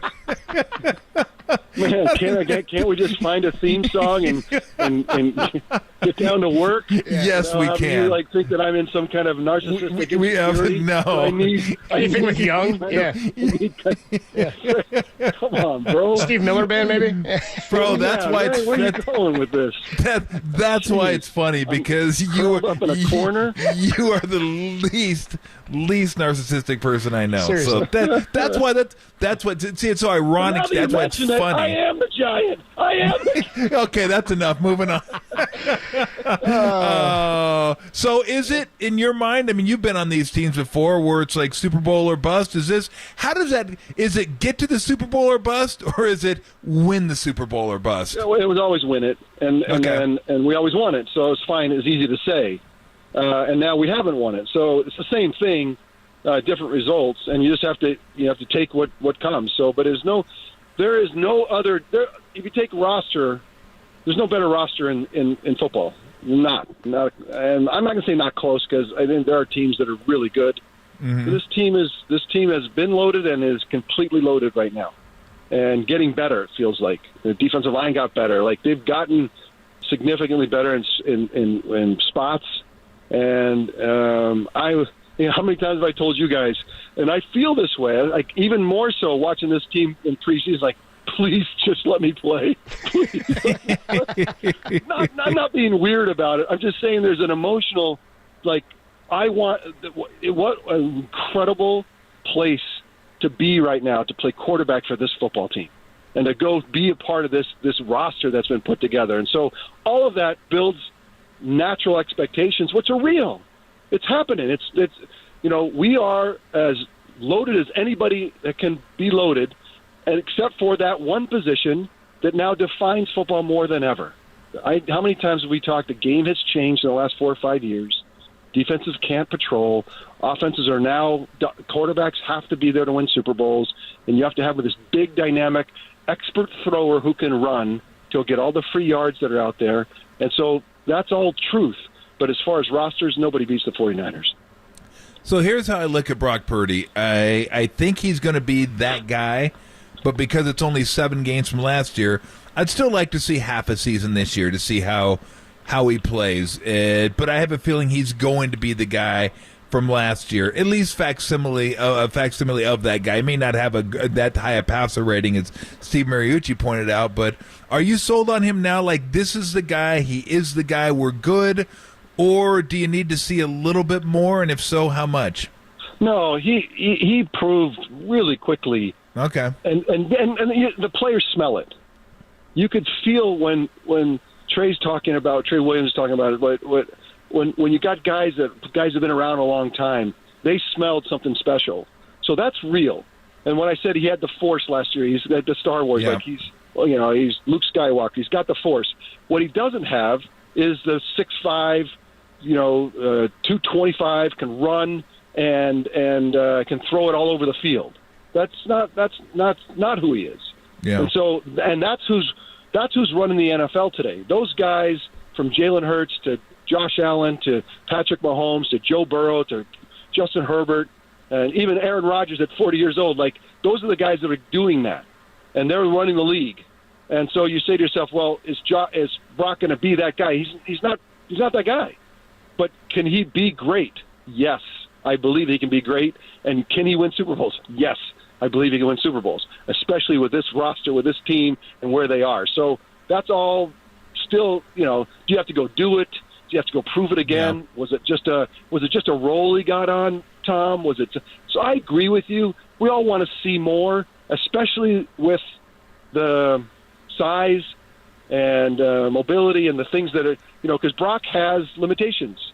Everyone does, I guess, at some level, but Brock has limitations. But he does things that don't expose it. He's so quick getting the ball out. He's so smart he understands the game in such a unique way. I talk about the Force, and the ball comes out, it spits out in a great spot, and that's why Kyle loves him. Kyle loves him because he's been begging for someone that he can call any play and get a trustworthy result, and that's why he's what do you say? He's the real deal. Kyle didn't say that just as a joke. Like he loves him for that reason, and He loves Kirk Cousins because he believes that Kirk could give him that ability to just call a play. I call any play. I'm going to be protected. And especially with a young rookie that now on a rookie salary, you can build a big team around. Talking to Steve Young on the UMA guest line. Steve, I know we saw more of it in Tom Brady's first year where he'd obviously been under the offense for a minute. Then he takes the helm from Drew Bledsoe. But I was thinking about how he gets hurt in that AFC Championship. Bledsoe comes in. He ended up coming back, obviously, for the Super Bowl. But I'm trying to pinpoint when we started to believe it, or when maybe you thought, or when you really believe what we saw from Tom Brady was Tom Brady, because he got to finish that season. If Brock gets to finish the season, maybe we see it differently, but he didn't get to finish it, and so there's still that sort of unknown, that unfinished story. Yeah, and I think it was an amazing story. Yeah. From Mr. Irrelevant. I mean, the whole thing was just crazy, and it was nationwide because everybody loves the rags to riches. I mean, it was amazing to be the last guy drafted, be third string at the beginning of the season, and now take a team and lead a team to, a Super Bowl run. And so all of that was super exciting. But your point, Copes, is true. Is it a flash? Is it something that Clinton Longley, you remember the old days with the Cowboys when he came in for Rodgers, Staubach, and all of a sudden Clinton Longley couldn't lose? Or like, oh, my, well, no, he's beyond that. But there is a piece of you that you want to come back, be the guy through the season, through the off season, handle all the pressure, and what an amazing thing he's done with his arm to get healthy. And I give credit to the doctors and everything, but there's a guy that every day, every minute was working to make sure that he got back, and it was amazing how fast it was. So I'm curious what you see when you watch Trey Lance, because I've said this week what I see is a guy that hits his back foot and he can't let it go, and it looks like he's not seeing things as clearly as he should be. In fact, I saw one, Steve, where from behind the quarterback, it looked like there was a spot to throw it where a receiver could end up being, and maybe he was going there, but he didn't let it go because he wasn't open. And you say all the time, nobody's open in the NFL, although maybe a little bit more now than when you played. But how tough is that for a quarterback to trust himself and say, I can't wait for guys to be open, I got to throw it? And does it look to you when you're watching him play like he's just not seeing things as clearly as maybe he should at this point? No, it's not that. I'm really proud of Trey. I'm really proud of Trey because the whole off season, he has the injuries. He's been jammed up. Brock goes on this incredible run that is a international story, and he hangs in there and spends the off season going and working on things that he's not great at. How many times I watch quarterbacks in their off season go work on things that they're great at already, like enhancing the thing that I'm already good at. What about the thing you suck at? Let's go work at that. Yep. And I really, not that Trey sucks at stuff, but it's like there's a humility in Trey that I love, that he's going to go work at it. And he's gotten better. He is a better player after this offseason. And I don't know that it's that he's not seeing it. I think what's happened is he's now squeezed, where every throw is a referendum on whether he's any good or not. Yeah. Because he doesn't have a lot of college or even pro, money in the bank, not literal money, but just that the ability to kind of go out and play and show people what I could do. And so there's all this expectation and aspiration and fear and anxiety and every throw. And now Brock is, Kyle said, Brock's the guy. And now Sam Darnold comes in, and just listen to Kyle. Kyle loves Sam. So now Trey's in the middle of this, and every throw is critiqued, and how much better is he, and what can he become, and who is he? And so for him, I think I've been there, where you every time I go out for a series, something great's got to happen, and all of a sudden, you're not free, you're not relaxed, you're pressing, and you're pressing every throw. And all of a sudden, you're late for a throw, and then you get sacked, and you go down. And you're like, holy crap, how many bad things can happen? So you get into a bad spot. He's competent. I just, and I really believe the 49ers, if Brock wasn't there, Trey would start. If Sam Darnold hadn't come and proven to whatever Kyle's seen that's so excited about, that he would be number 2 and develop. But now Trey's in a spot where he has to go out every practice and try to prove that he's worth hanging in there with, and that's a tough spot to be in. I just wish I wish he could start this week and go play a few weeks, and maybe not. I feel like Trey we won't know. And I think that Mike Silver wrote something today about, well, not a lot of guys in the NFL struggle with, you don't get the opportunity you want. How many guys that I've talked to personally through the years that told me, Steve, I figured it out right when they threw me out of town. It's like I know I sucked for a long time, but then I figured it out right when I had it done. They threw me out of town, and I was like, that's so. The NFL's not for long. Like, it doesn't give you much opportunity, and there's a lot of mitigation that causes grief and causes problems, and so that's what Trey is right now. And so somehow he's battling. I think if you judge him, to your point, Tom, that he's not seeing things. I think he's a good to very good processor. Okay. I think he's jammed up, and he's got to be perfect. This is Carson Wentz got in this spot. The kid from Chicago got in that spot. What's his name? It's like they want to be perfect. Trubisky? And being perfect, yeah, Trubisky. They get in their way. They get in their own way, trying to be perfect because they want to please. And Trey's that way. He wants to show you every down, and I think it's just kind of a little bit of being overwrought. And I noticed this preseason, people are tracking completion percentage and interceptions and what can we see, who's playing better. And I guess the competition's always that way, but Kyle's going to decide. And it feels like he's already told you where he's headed. Yeah, I feel like, God, you're talking, I kind of felt like Dr. Melfi, and I had you on the couch and we were uncovering layers of like going back to when you were playing. And so tell me what it was like when you went out and got that third series against New Orleans. How did you feel? I had to do everything right. It was now the reason hey, look, you got to go in for Joe Montana. Your ball better move. You don't want to go in and then go to see them. And then the ball better move.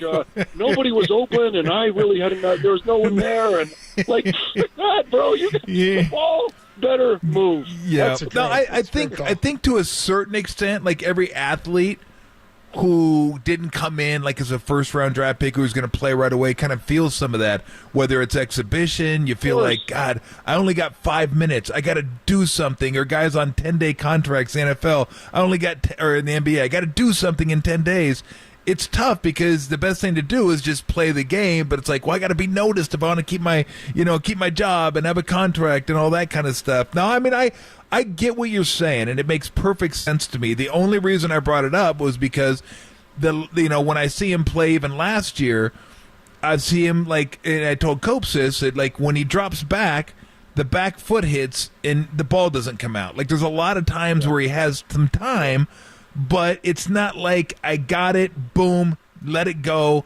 And then he kind of did. Sometimes the offensive line was terrible, but a lot of times he brings it on himself where he holds onto the ball and then all of a sudden he runs around or runs into people. That's the only reason I say that. Maybe it's something else, but there's just a lot of times where it's like, okay, let's be on time. Boom. Wait, hold on, Tom. Hold on. Yes. You just said there's a lot of times. There's not been a lot of times because he doesn't have that many a lot of times. More than there should be. More than there should be. A game here, a game there. Like, I get that. And what you say in the NFL is you better, especially today, show your stuff quickly because people get, like Zach Wilson had a few games and now he's sitting there watching Aaron Rodgers. Sam Darnold got thrown out of town. Like, getting thrown out of town is not that hard in the NFL. And there's a lot of reasons why. And you might be very right. There might be 5 years from now, we might say, you know what, Trey never saw what he needed to see. But I feel like I felt like I felt good about his processing power when he came out of school, and especially in the offseason, that first offseason. I was like, watching him process, I'm like, he can process. But I think the situation has gotten to where perfectionism has been, this perfectionism mindset that's never going to work. And then now all of a sudden the easy throws, a little swing pass. People say, you can't throw those swing passes. Well, come on. I mean, I think you're in your head so much because you want to be perfect. And I think it just gets to it. I'm trying to win a spot that's not available. I'm trying to survive, and I think it causes a lot of kind of emotional grief. No, I think that makes perfect sense. And let's be honest, Zach Wilson didn't play great, but part of the reason he got his ticket punched was when he threw his defense under the bus. that was not a great look for a veteran. Steve, thoughts? Don't remind you of Tony Romo and Jessica Simpson trip to Mexico. Yes, Mexico. Yeah, man, come The job is already hard enough. The job is already hard enough. You do not want to make it harder than it already is, right? Oh, man. Especially Steve. We're talking to Steve Young, undoubtedly, on the Uber guest line, back for his weekly conversation throughout the football season. So you're talking about Trey and being on a team that is Super Bowl or bust, right? It doesn't matter who the quarterback is. We saw this last year. The goal is Super Bowl or bust, no matter who's under center. I wonder about, and I'm thinking back to when you played, and you were trying to win a starting job on a team that's Super Bowl or bust. But if you win that job, you know what the job is. The job is go out and execute. Your thought is, if I get on the field, I can make something happen. With Trey, he's trying to win a number 2 job right now. Where does his mentality have to be? Where does his mind have to be? Because he's trying to prove that he belongs in that spot in this league, but the team has a different goal than he necessarily as an individual does. He's left a sense that he's not ready. He's left doubts and fears, and coaches and players that's not the place you want to be in the NFL. And I don't know if it's one play like you're talking, Don. I say not many, Tom. There's plenty, though. There's plenty to create an environment with a team that you can smell it when you interview other players, and you can smell it when the coach speaks about it. Like, those guys are in there daily, hours and hours together, and they sense what a guy's got going for him. And right now, it feels like those guys are telling you that it's not happening yet. And so, how do you make it happen? How do you create that? Coach, how do you decide? Oh, I'm going to change their minds. Well, the only way you can do it is on the field. And so, a game like last week, when it's kind of a big moment, you can't have at the end of it decent stats, but people saying, well, he's not. It's like all this. It's the force again. It's something you can't explain, but you want to say, does he have the force?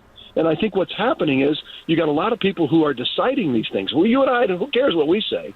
People who are deciding these things that are saying, I'm not sure he does. And that's the jam that he's in, that he needs to prove. It's to prove the improvable. Yeah, that's a problem. The improvable. Yeah, you got it. That's a basketball word. Come on. Already? It's not even week 1. I was just going to say a football word. I thought, well, no, let's go deeper. Yeah, let's go that way. Oh, that is hilarious. I wanted to jump around let me jump around the league a little bit. I wanted to ask you about Josh Allen, because Patrick Mahomes is Patrick Mahomes. He's done his thing. Joe Burrow, been to a Super Bowl, been to an AFC Championship game. It's always those 3 that get lumped together. Josh Allen's the one guy you look at and go, I mean, just incredible arm, great team, fun to watch, but, when it really comes down to it, they haven't done what they've needed to do when they need to do it. He's got a lot of years left, but is he getting to that point now where we think, okay, Mahomes is up here, Burrow's right behind him, and then Allen's there, but he's not quite in their league? How do you look at Josh Allen? Because this seems to be a pretty big year for the Bills. I feel like the Bills ask Josh Allen to be Superman. That's true. Week. Every week, go be Superman. And what does Josh Allen tell them? No problem. You got it. Clark Kent's coming. I'm going to go do it. And then he throws his body around and goes all kind of crazy trying to be Superman, because the Bills don't have the support that Joe has and that Patrick has. Yeah. He doesn't have the consistent support. Think about Travis Kelce, one of the Hall of Fame tight ends, always open. Great innovation from coaches. Every week something interesting and new. And I'm not saying the Bills aren't running a 2023 offense, but they're not.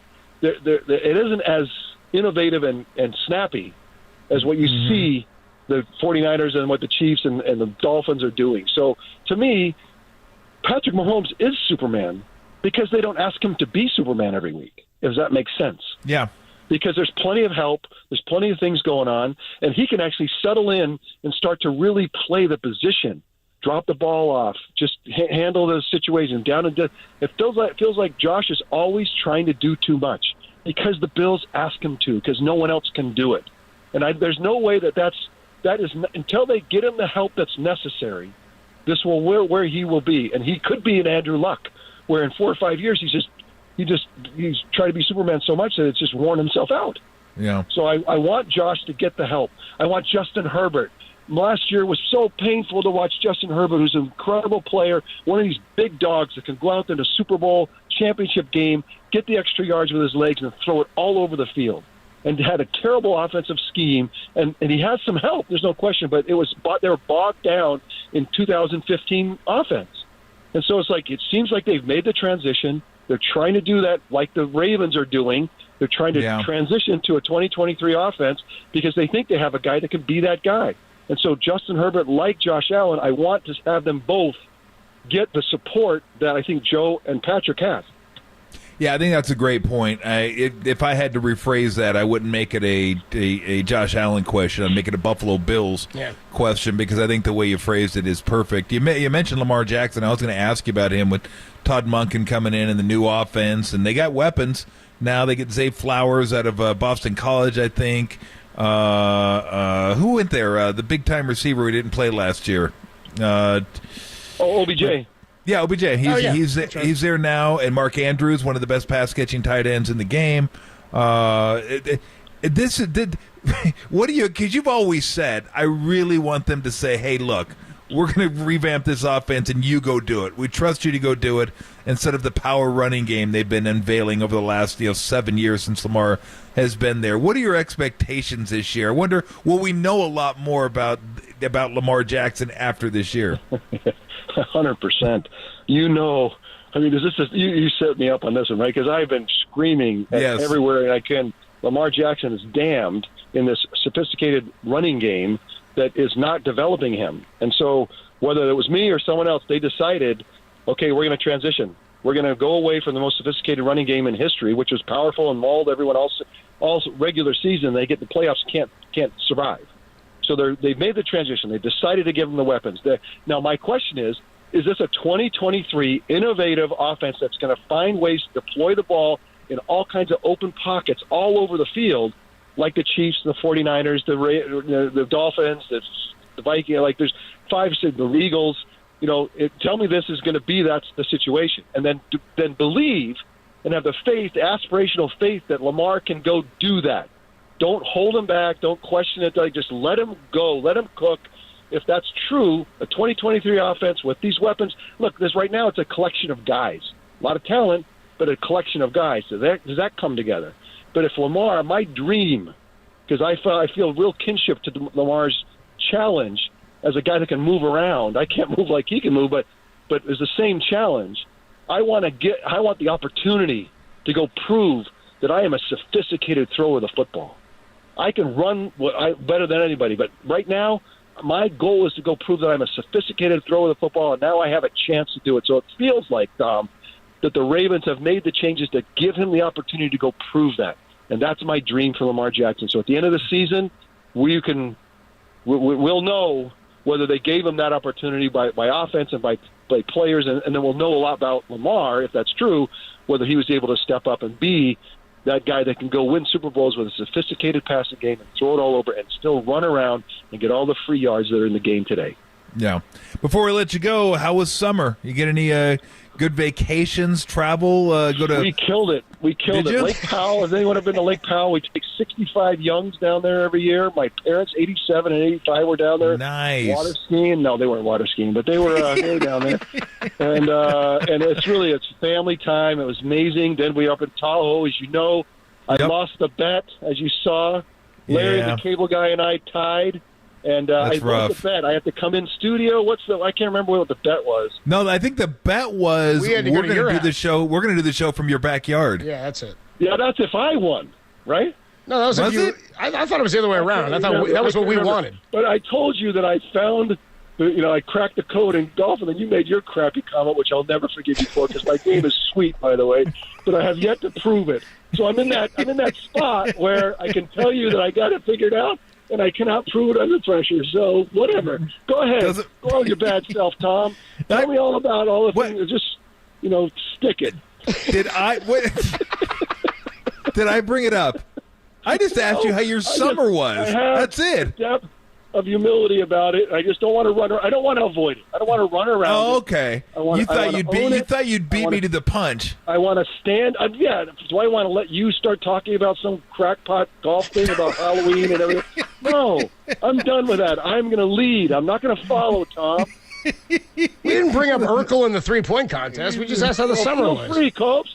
Feel free. I lost in a 3-point contest to Urkel. And I went out in the first round of Who Wants to Be a Millionaire because I didn't know what Crucible was. Steve Arene, the Crucible. Wow. I wasn't going to say anything. I just wanted to know how my man Summer was. That's how you were doing, man. How the lake was. I had a lot of time this offseason to consider all this. Yeah, I see that. Well, we'll figure it out. Either we'll get you in studio or we'll come. We'll figure it out, though. Yeah, we're gonna get you out. That'd be great. That's what I was telling everybody. Like, hey, do you want to will you fly to Boston and interview Tom Brady? Well, no, I'll interview him in my backyard. So yeah, let's do the. Steve Arene. Regis. Oh, it's so good. Oh man. So yeah, I will say it is. I am bummed, just from a fan standpoint, not even a personal level that I know you, but I was bummed that we won't get to see you on Monday Night Football anymore. You lasted about 12 years longer than I did, so congratulations on that. I was in there 23. It was like 23 years. It was like, oh, you lasted 15 years, 18 years longer than I did. They found out I was a goofball early. I can't believe they didn't get rid of me a long time ago. No, it's fine. Whatever. It was good stuff. It was a good run. Good. It was a really good Great run. run, It was fun. Steve. Yeah. It was fun watching you. I'm just mad I don't have anybody to give a secret word to and have them throw it out there. Well, no, hang in there. There's plenty of error and opportunity out there. Relax. We'll figure it out. Oh, bro, why would you grind anymore? I mean, you're like me. That's the problem. I'm not grinding anymore. I know. You're like Scrooge McDuck. You got the gold coins in your pool. You're just jumping in them and just in the rolling coins. around. Yeah. It's unbelievable. I can't believe you went Scrooge McDuck. Exactly. That's Kerr. Those are the big names. Don't give me that. They're still gold coins, though, right? They're not silver coins now. We're still good with the gold. No, they're gold coins. Yeah, with chocolate. I dive in my pool of gold coins. Exactly. Yeah, still gold coins, Steve. Except those are the ones with chocolate inside.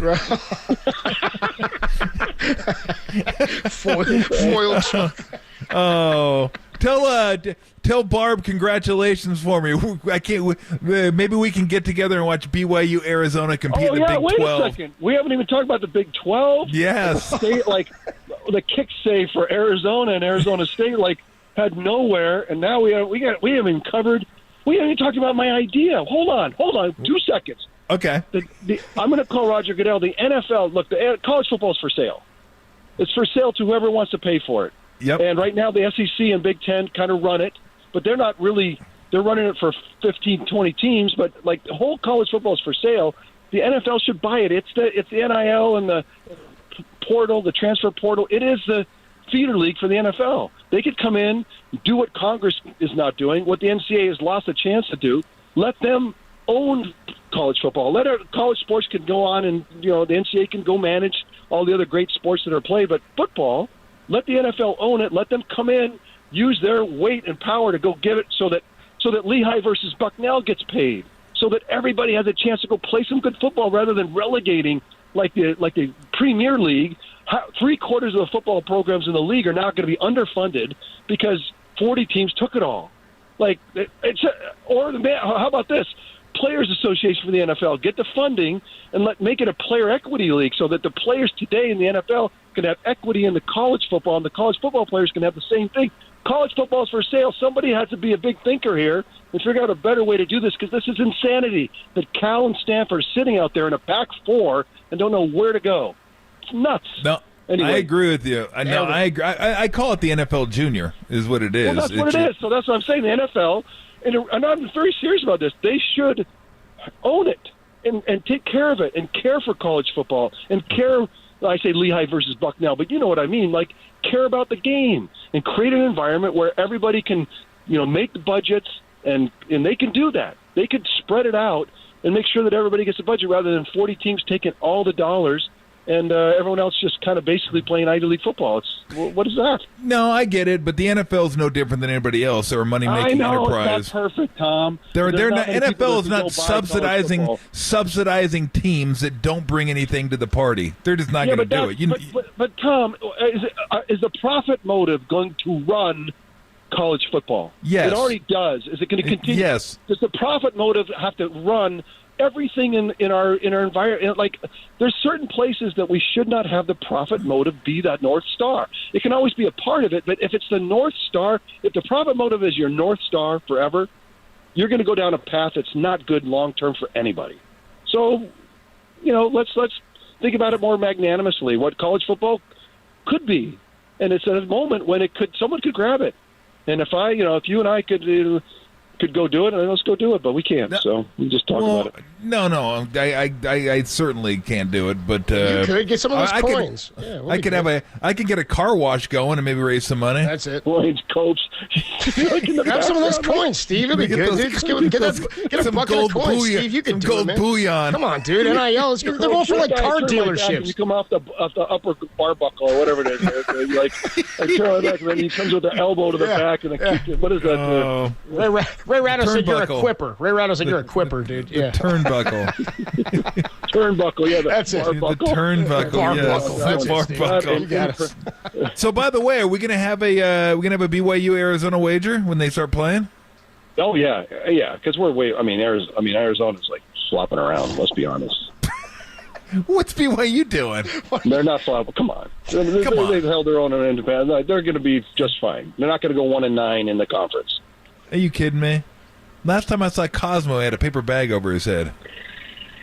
Bro, what are you watching? That's not true. Dude, I was watching Provo TV. Is what I was watching. Provo TV. Get out of here, dude. It was sad. I think you got to start watching some football, man. You're not paying attention, bro.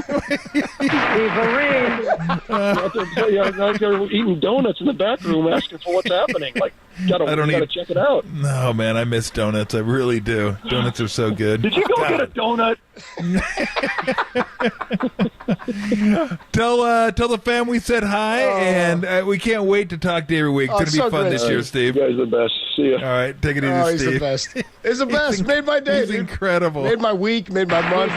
Steve Areen. Oh, we hit it all too. Crucible got him. Oh, got him. A lot of the suckholes who are new to the YouTube channel are loving some Steve too. So Steve Young with us each and every week throughout the football season, and then tomorrow, I believe 4:50, we'll have Kyle Shanahan on our weekly conversation with the head coach of the 49ers. When we come on back a little bit more on what Steve had to say there, just regarding some Trey Lance. We got some great sound that we never got to in the sound soiree that we'll have to get to in just a few minutes. If you missed it, check out Steve on the all-new KNBR app. Steve Young is back, only here on the Sports Leader. Richmond, shout out to you for supporting KNBR, Richmond's sports leader.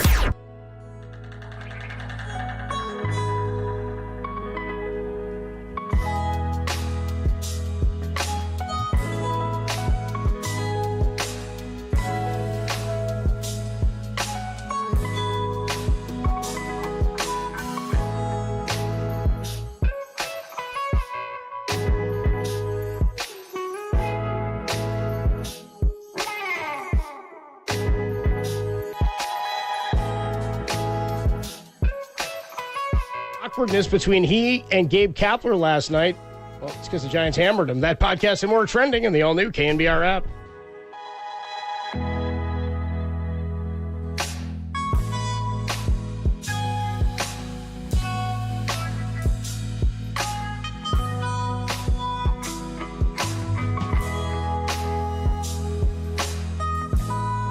Hey everybody, Mr. T here for Alex Kugelman, the managing attorney at Kugelman Law. You can catch him if you want at sftaxteam.com. We'll get to that in a minute. You have any tax issues? Tax issues, I know people that have had tax issues. They stink or terrible because you know they're not going away, and you know with interest it just keeps getting larger and larger and larger. And you find yourself in a situation, how do I take care of this? I still got the other bills I got to take care of. I got to deal with this. Sometimes life gets in the way. That's why you get behind on your taxes. But eventually, you are going to have to pay the piper. The IRS doesn't go away. The IRS like an elephant. Memory for days, for years. They will always be there. So if you're tired of worrying about the IRS, schedule a consultation with Alex Kugelman. He's seen it all. He's done it all. This is what he does. He helps people through these rough patches. So take that first step to putting your tax issues behind you. Schedule that consultation by visiting sftaxteam.com. That's sftaxteam.com. Or just Google Kugelman, Kugelman Law, your tax and crypto attorneys. Alexander Kugelman, Managing Attorney, 21 Tamil Vista Boulevard, Suite 202, Corte Madera, California, 94925. This paid endorsement does not constitute a guarantee or prediction of results.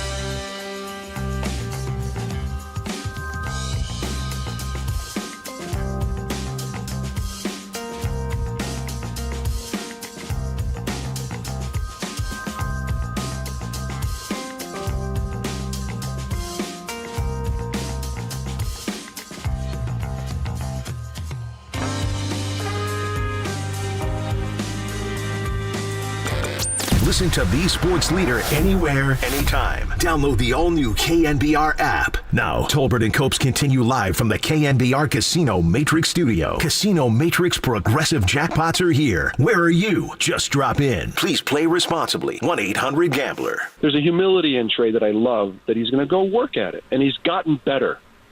He is a better player after this offseason. And I don't know that it's that he's not seeing it. I think what's happened is he's now squeezed, where every throw is a referendum on whether he's any good or not. Yeah. Because he doesn't have a lot of college or even pro money in the bank, not literal money, but just that the ability to kind of go out and play and show people what I could do. And so there's all this expectation and aspiration and fear and anxiety and every throw. And now Brock is, Kyle said, Brock's the guy.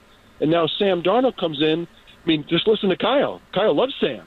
So now Trey's in the middle of this, and every throw is critiqued and how much better is he and what can he become and who is he. And so for him, I think I've been there where you every time I go out for a series, something great's got to happen. Oh, dude, I know we got a lot of newer listeners who are hearing Steve for the first time in years, and he's that good, like each and every week. It's the best half hour on radio. A great breakdown on football. He's humorous. He's funny. He's engaging. He knows pop culture. It's one of my favorite things to do. It's part of the reason, Tom, I love listening to you for years, was listening to Steve each and every week with you, and then now getting to be a part of it is an absolute blast. It's interesting to hear what he says from the perspective of Trey Lance. Like, from the football perspective, he was in that boat where he was a talent that was highly regarded. I mean, he finished, second or third? I think he was second for the Heisman, wasn't he? In his last year at BYU with Steve Young? Boy, he was a finalist for sure. That sounds right. He was a finalist for sure. I think he was second. He might have been third, but I think he was number 2. Okay. And so for a guy like that to be, he spent time in Tampa, and everybody knew he was a skill set. And Bill Walsh brought him in to challenge Joe Montana, whatever the reasoning was, whether he intended for him to take over the entire time or wanted to get him in and force Joe out, whatever it may be, his legs were definitely a part of why he wanted him a part of the West Coast offense. And we saw that with Trey. We saw, this Shanahan offense, it would be tantalizing with somebody who could do more than what Jimmy did. However, Trey is now in a different position in the same situation on a team that is Super Bowl or bust, but they haven't won one like the Joe Montana teams had. Well, you could tell when he was talking about it, he was reliving it. Yeah. Right? That's why I went down that road, yeah. Yeah, exactly. That's why I felt like he was on a couch. We were talking about his issues when he was with the 49ers. He wasn't breathing heavy enough for Yeah, and maybe he sees that and does see that in Trey. So, look, it's going to work itself out one way or the other. The one thing I took real quick, and I know it was a little bit of that was mostly about Trey, but is that he's convinced Brock is that guy. Yeah, he is. Maybe not like superstar, that kind of guy, but he can be the guy, and he can be the guy not just in the system, but be the guy. So, he said that. Mariucci said that. I still, want to see a little bit more because that's just the way I am. No matter what sport it is, I want to see just a little bit more to convince me. But when guys like that say that this is the guy, then you got a pretty good feeling that's the guy. Yeah. I try to hear him when he says that. And for those wondering what we were talking about, the Larry the Cable Guy, we bet Steve Young last year that if he finished, was it dead last?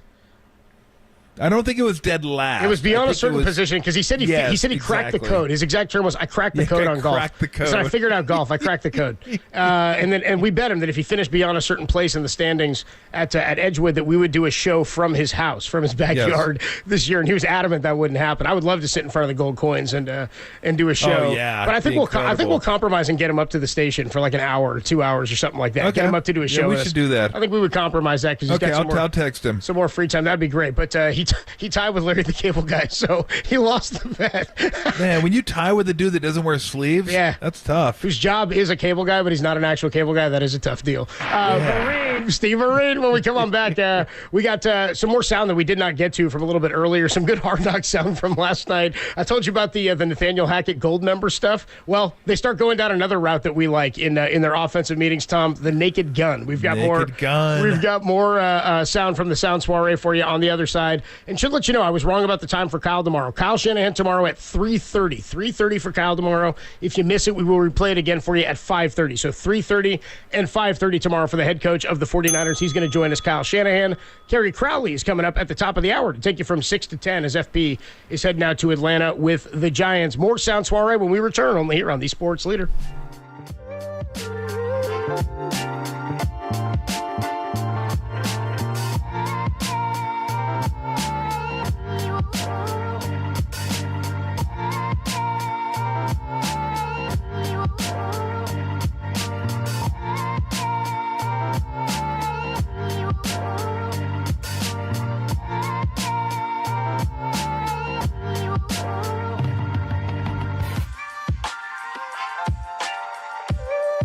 Hey, what's going on, everybody? Adam Copeland here for O'Donnell Financial Group. Look, whether you're retired or you're planning on being retired, don't you want to know if you're paying too much in fees or if you're taking too much risk, or even if you're going to be able to live that lifestyle you've always dreamed of when you finally get to retirement? Well, check this out. For more than 3 decades, Greg O'Donnell has been helping people just like you right here in the Bay Area plan, protect, and pass on their wealth to their loved ones because they want to make sure they're safe and secure when they get to retirement. So give them a call today if you're interested in learning how O'Donnell Financial Group can help you. He and his team are easy to talk to. They want to help, and there's no cost or no obligation. That phone number, 866-496-2300, or visit online at o'donnellfinancialgroup.com. That's 866-496-2300, or online at o'donnellfinancialgroup.com, because planning is a process, not a product. Investment advice offered through O'Donnell Financial Services, LLC, a registered investment advisor, registered representative, offering securities and advisory services through Independent Financial Group, LLC.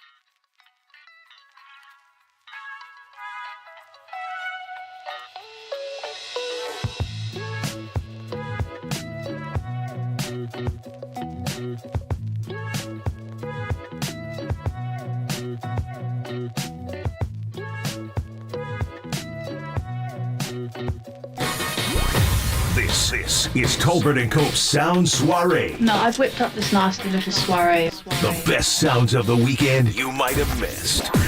Soiree, what? Soiree, honey. I think that means party. On the Sports Leader. If we have a second Sound Soiree open, why do we hear the same one every day, Tim? You like it better. I like it better. Tolbert and Cope's with you. Different ones? Yeah, that was a different one than we heard earlier today. That one seemed passive-aggressive, Tim. It seemed like by playing that one, it was kind of passive-aggressive. What'd you think, Tom? I kind of thought it was like, yeah, well, fine, we'll do it again. I wasn't really paying attention. Yeah. It's most of the sound Tim plays. Kill me. More Sound Soiree. So Tom doesn't watch Hard Knocks. We'll catch you up on the Hard Knocks. No, I did watch a little last night. Oh, you did watch last night a little bit. So I did watch a little last night. I really am enjoying this season. I don't know if Hard Knocks kind of jumped the shark a couple of years ago, and then they got last year was still a little. I felt like the Antonio Brown Raiders year was as ridiculous as it had gotten. That was terrible. It was Gruden in the beginning. You guys down with what I'm saying, huh? I'm not about storybook endings. I'm about blanket nightmares, huh? You guys feel me? Huh? Yeah. You feel me? He's just saying, it's like, all right, Gruden. We can go to the bowl game. We can go to the Bluebonnet Bowl. You want to go to the Bluebonnet Bowl, huh? Yeah. He used to call me the piss boy, huh? Yeah. Like, all right, John. Okay, whatever. Let me tell you something, man. Let me tell you something here, man. Let me tell you something, man. Okay, let's go ahead with it. All right, Hard Knocks here. Let's play our sound rather than hear our bad John Gruden impersonation. So they bring in mine. They do this every year. They bring in like a bit of entertainment for the guys, like in Hard Knocks, or like in their training camp, which they're out there, they're grinding, they got to break it up a little bit. So they bring in the Mentalist, and he's doing magic stuff. And you guys had David Blaine in studio, I think, one time. So here's the Mentalist. He gets McCall Hardman's Super Bowl score and their opponent prediction correct. Here it is. McCall, and we make it to the Super Bowl Sunday. I want you to picture this. Take a step forward. And I want you to imagine you've got a crystal ball in your hand. You see the future. Tell us, who do you see the Jets playing in this year's Super Bowl? Say it. 49ers. 49ers. And I'm putting you on the spot here. We're going to win. We know we're going to win. What's the final score going to be? 31-21. Yeah? Because when all the pieces come together in a season, it can be absolute perfection, folks. Because that's what I'm thinking. I'm thinking the Jets and the 49ers. 31-21. That's crazy. So he flips it around. He's got Jets 49ers, and he has the correct score on that, too. You trust guys like those mentalist guys? I don't know if I trust those dudes, Tom. That kind of stuff freaks me out. It freaks me the hell out. I know it's not magic. There's no such thing as magic. No, he's a mentalist. But it's wild. Like when Blaine came in studio, he was sitting right there, and he's doing stuff. I'm just like, what? Like, because you're always trying to follow him a little bit. Like, I don't pay super close attention. He knows but what I'm he's trying doing. To, Yeah. like, what am I doing here? What's he doing? They always got like smoking hot women with him. I'm always weird about magicians. Chris Angel, Blaine. I'm always weird on those guys. Yeah, I mean the smoking hot women are cool. Yeah, that part's cool. I'm always like, totally fine by me. I mean, that part's cool. Don't make them, don't make them disappear. Yeah, what are you doing? Cut her in half for. Come on, bro. Yeah, we did. Cutting her leg off and stuff for. Please, Yeah. Speaking of Sopranos, have some respect. Make that fat dude disappear, okay? Yeah. Get rid of him. I can't see around him anyway. I'm trying to enjoy the show. Don't make her disappear. Over COVID, Blaine went to a Harrison Ford's house with Callista Flockhart, is that her name? And he like, wasn't having it. He's like, get the hell out of my house. He wasn't having it. King of Hearts, get the hell out of my house. Get the hell. I wish they would have made his loop earring disappear. I'm like, bro, Harrison, you're way too old to be rocking a loop earring. Come on, we gotta man. go. We gotta get the hell out of this segment. All right, we'll see what Kerry Crowley's got going on next on the Sports Leader.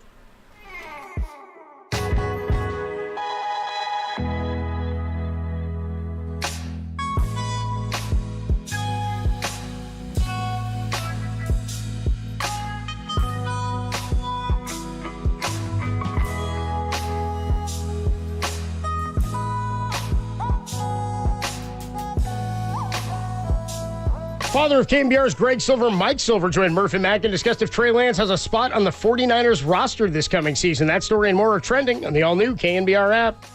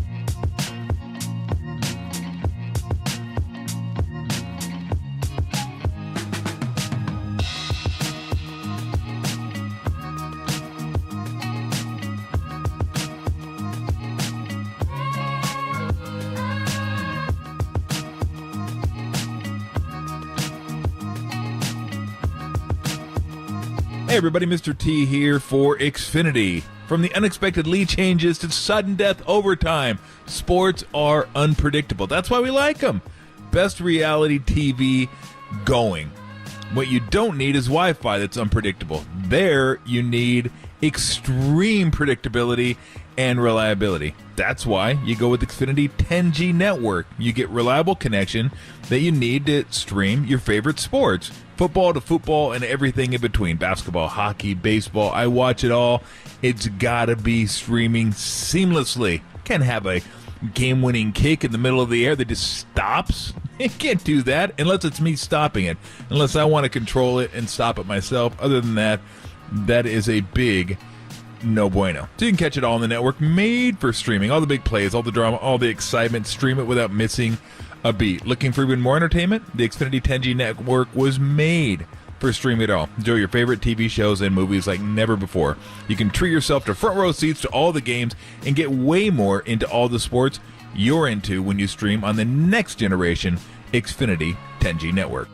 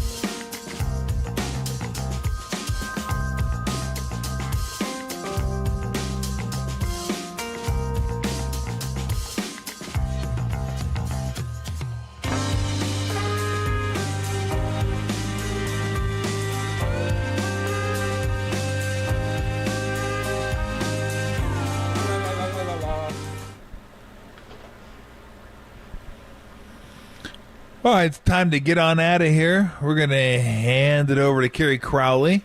Oh, great. Who will take you right up until 10 o'clock. Hey, Kerry. What's up, Kerry?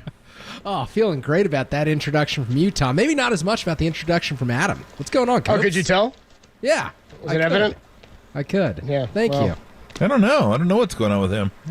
You know. He's probably a little bitter. He's at the ballpark.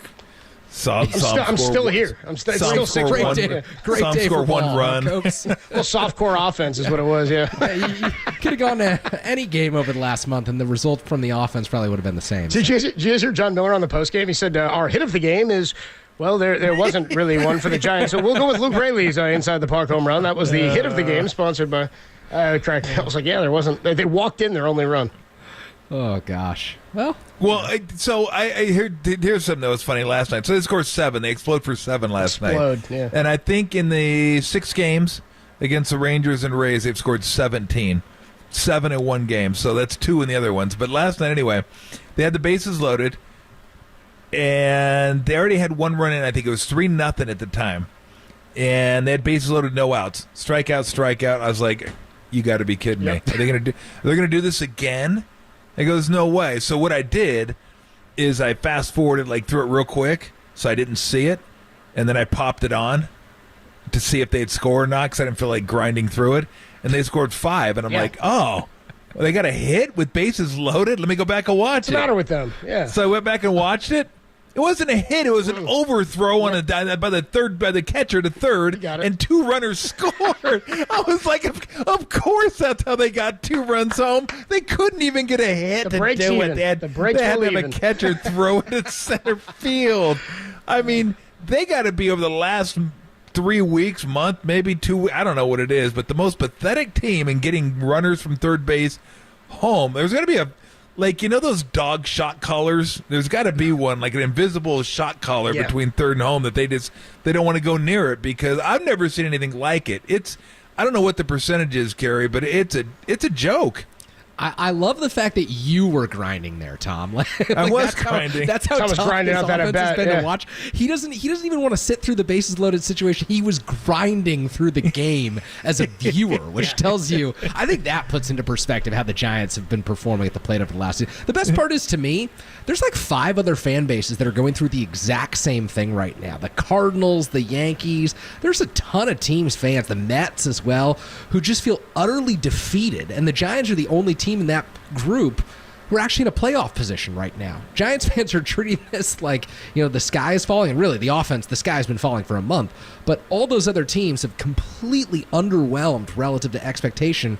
And here the Giants are, still in it, somehow, some way. It doesn't make any sense to me how they are. Yeah, but all those teams' fan bases are lowlifes, so we don't worry about them suck, at all. Dude, I don't care about them. They don't grind through games like Tom. Nah, they're terrible people too. I'm sure. Yeah, they're not. Yeah, they're not good to their kids. They don't donate money. They don't vote the way they should. They live their life in a way that if everybody lived that way, the world would be a worse place. Heathens. There you go. Real quick though, because Kerry is right. Criminals. Yeah, dude, criminals. Yeah, dealers and gangsters. So the streaks, the streaks. Thanks, Mike Dunleavy. The teams behind the Giants, they've gotten a little bit better behind the Giants. The Marlins, their last 10, 5-5. Cubs 5-5. Reds 3-7. D-backs 4-6. Padres 3-7. Padres are 5.5 out of a wild card. D-backs are 2 back. So really, you're looking at 3 teams behind. 4 teams if you include the Marlins behind the Giants, and the Giants are only 1 up in the loss column on the Marlins, the Cubs, and then 2 up in the loss column on the Reds. And only 3 on Arizona, considering how bad they've been. The Giants Arizona was 16 over 500, so they've been really bad. They're 61-60 now. Yeah.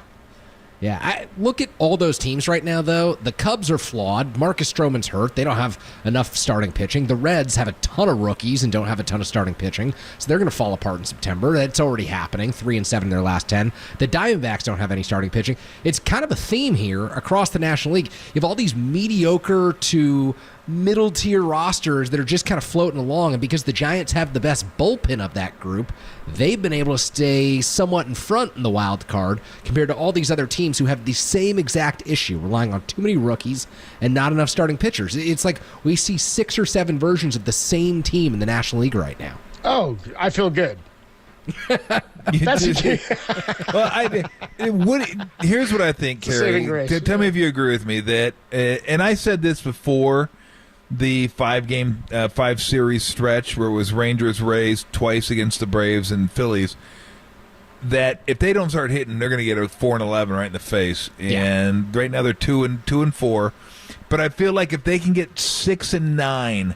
Just don't get absolutely nice. Yes, thank you. I was waiting for it. Thank you. Way to set it up. If they can get that, then that's not great, but you're not completely destroyed. Like and optimally, you get 1 against Atlanta both times, and then 2 against Philly. 1 against Atlanta. Come on. Well, that I said optimally 1 against Atlanta. 6-9. They should be able to get 1 at home. But it wouldn't surprise me if they did get swept. Like I was telling Tim this off the air, Kerry. I don't know if Webb and Cobb are slated to pitch against Atlanta. I think they are. Yeah. I'd rather have them go against Philly. Same. Because they're probably going to get beat against Atlanta no matter who they pitch. Yeah. So you might as well save those 2 guys for Philly and try to win those games because you're close to Philly. But I feel like 6-9's not great. But if they get that, you'll come out of this 15-game stretch at least intact. No, you took one of the talking points that I was going to go into on tonight's show. Oh, I'm sorry. This not well. You know what, Tom? We're talking right now. So that's all I could ever imagine, and it's 4 hours. So what you hear right now is what you'll hear. See, Lou's frustrated too. Lou's like, this team can't hit with a bleep. What's going on here? But see, no, if they go 4-5 on this 9-game stretch, that to me is a win. Like 4-5 keeps you in it because 7 of your final 41 games left in the season, 7 of them are against the Colorado Rockies, who the Giants can beat. The Giants can beat the Rockies. They can take care of business against them. The Guardians are on the schedule in September. The Cubs are about even with. The D-backs have fallen apart. September's so much different. So just don't fall on your face in these next 9 games and stay within striking distance. Hey, if they fall out of a wild card spot, stay within 1 or 2. They can still do this because the other teams are not going to win 90 games. The threshold for getting in this year is going to be lower. No, I absolutely agree. What do you got going tonight? Well, 49ers, Giants, 4 hours of filling in for FP. He has a knack of taking the nights off when the Giants lose and it's 4-hour shows. So we're gonna take phone calls here. Dude. That's gotta be, exactly. That can't be intentional. Yeah, nice. Thank you. It's a true He's story. a pro. It's a true story. So Actually, we're gonna open up the phone lines and hear from the loyal listeners of KNBR because I'd like to hear some opinions tonight. Absolutely. Well, have a good show, Kerry. Appreciate you guys. Yep, absolutely. And always good hearing from Kerry. Always fun listen. So stay tuned. Give him a call. Listen to the show. It'll be entertaining. I am positive. Let's thank our guests. It's easy. They were Stevenson, Mariucci, and Young. And that's it. And the fact, that's the best part of football season. Is it getting to watch the games? Well, kind of, but not really. Yeah. Is it getting to bet the games? That's a part of it. Right. But not really. Is it fantasy?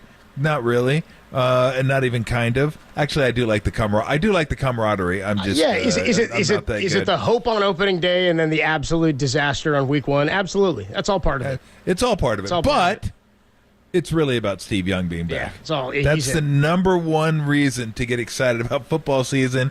Is we get to talk to Steve Young every single week, and I haven't confirmed this yet, but I'll get. I'm pretty sure Brent's in too. I think Brent is in Brent's too. In, so dude. Yeah, he doesn't. The fact that we get to talk with Brent and talk with Steve. Look, our football guests are great. Dante Whitner, Greg Cosell.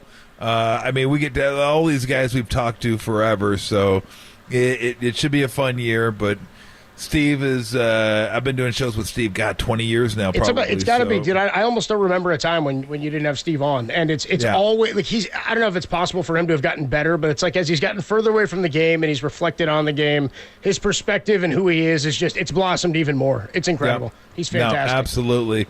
As good as he is on the radio, that's as bad as he is on the course. I mean, he cracked the code. I don't know what the code was, too. Crappy golf? Oh, it's so good. Maybe. Who knows? I love that By the guy. way, Tom, real quick, tomorrow again, Kyle Shanahan, 3:30. We'll replay him if you miss him at 5:30. That's all part of the this season guests also. Kyle Shanahan going to join us every week on Thursday. Yes. So tomorrow at 3:30. Don't want to miss it. That's right. Every single week we're going to have the coach. So, can't wait. You got it, Shooter. Thank you, Derek. Appreciate it. A hell of a job today. And thank you, Tim. Like I say, you guys always do your best work. Man. On short show. Less of you guys is better for us. So appreciate it. Well done. We'll see you guys tomorrow. Stay tuned. Kerry Crowley is going to take you right until 10 o'clock right here on The Sports Leader. Until tomorrow. Take it away, Dirk.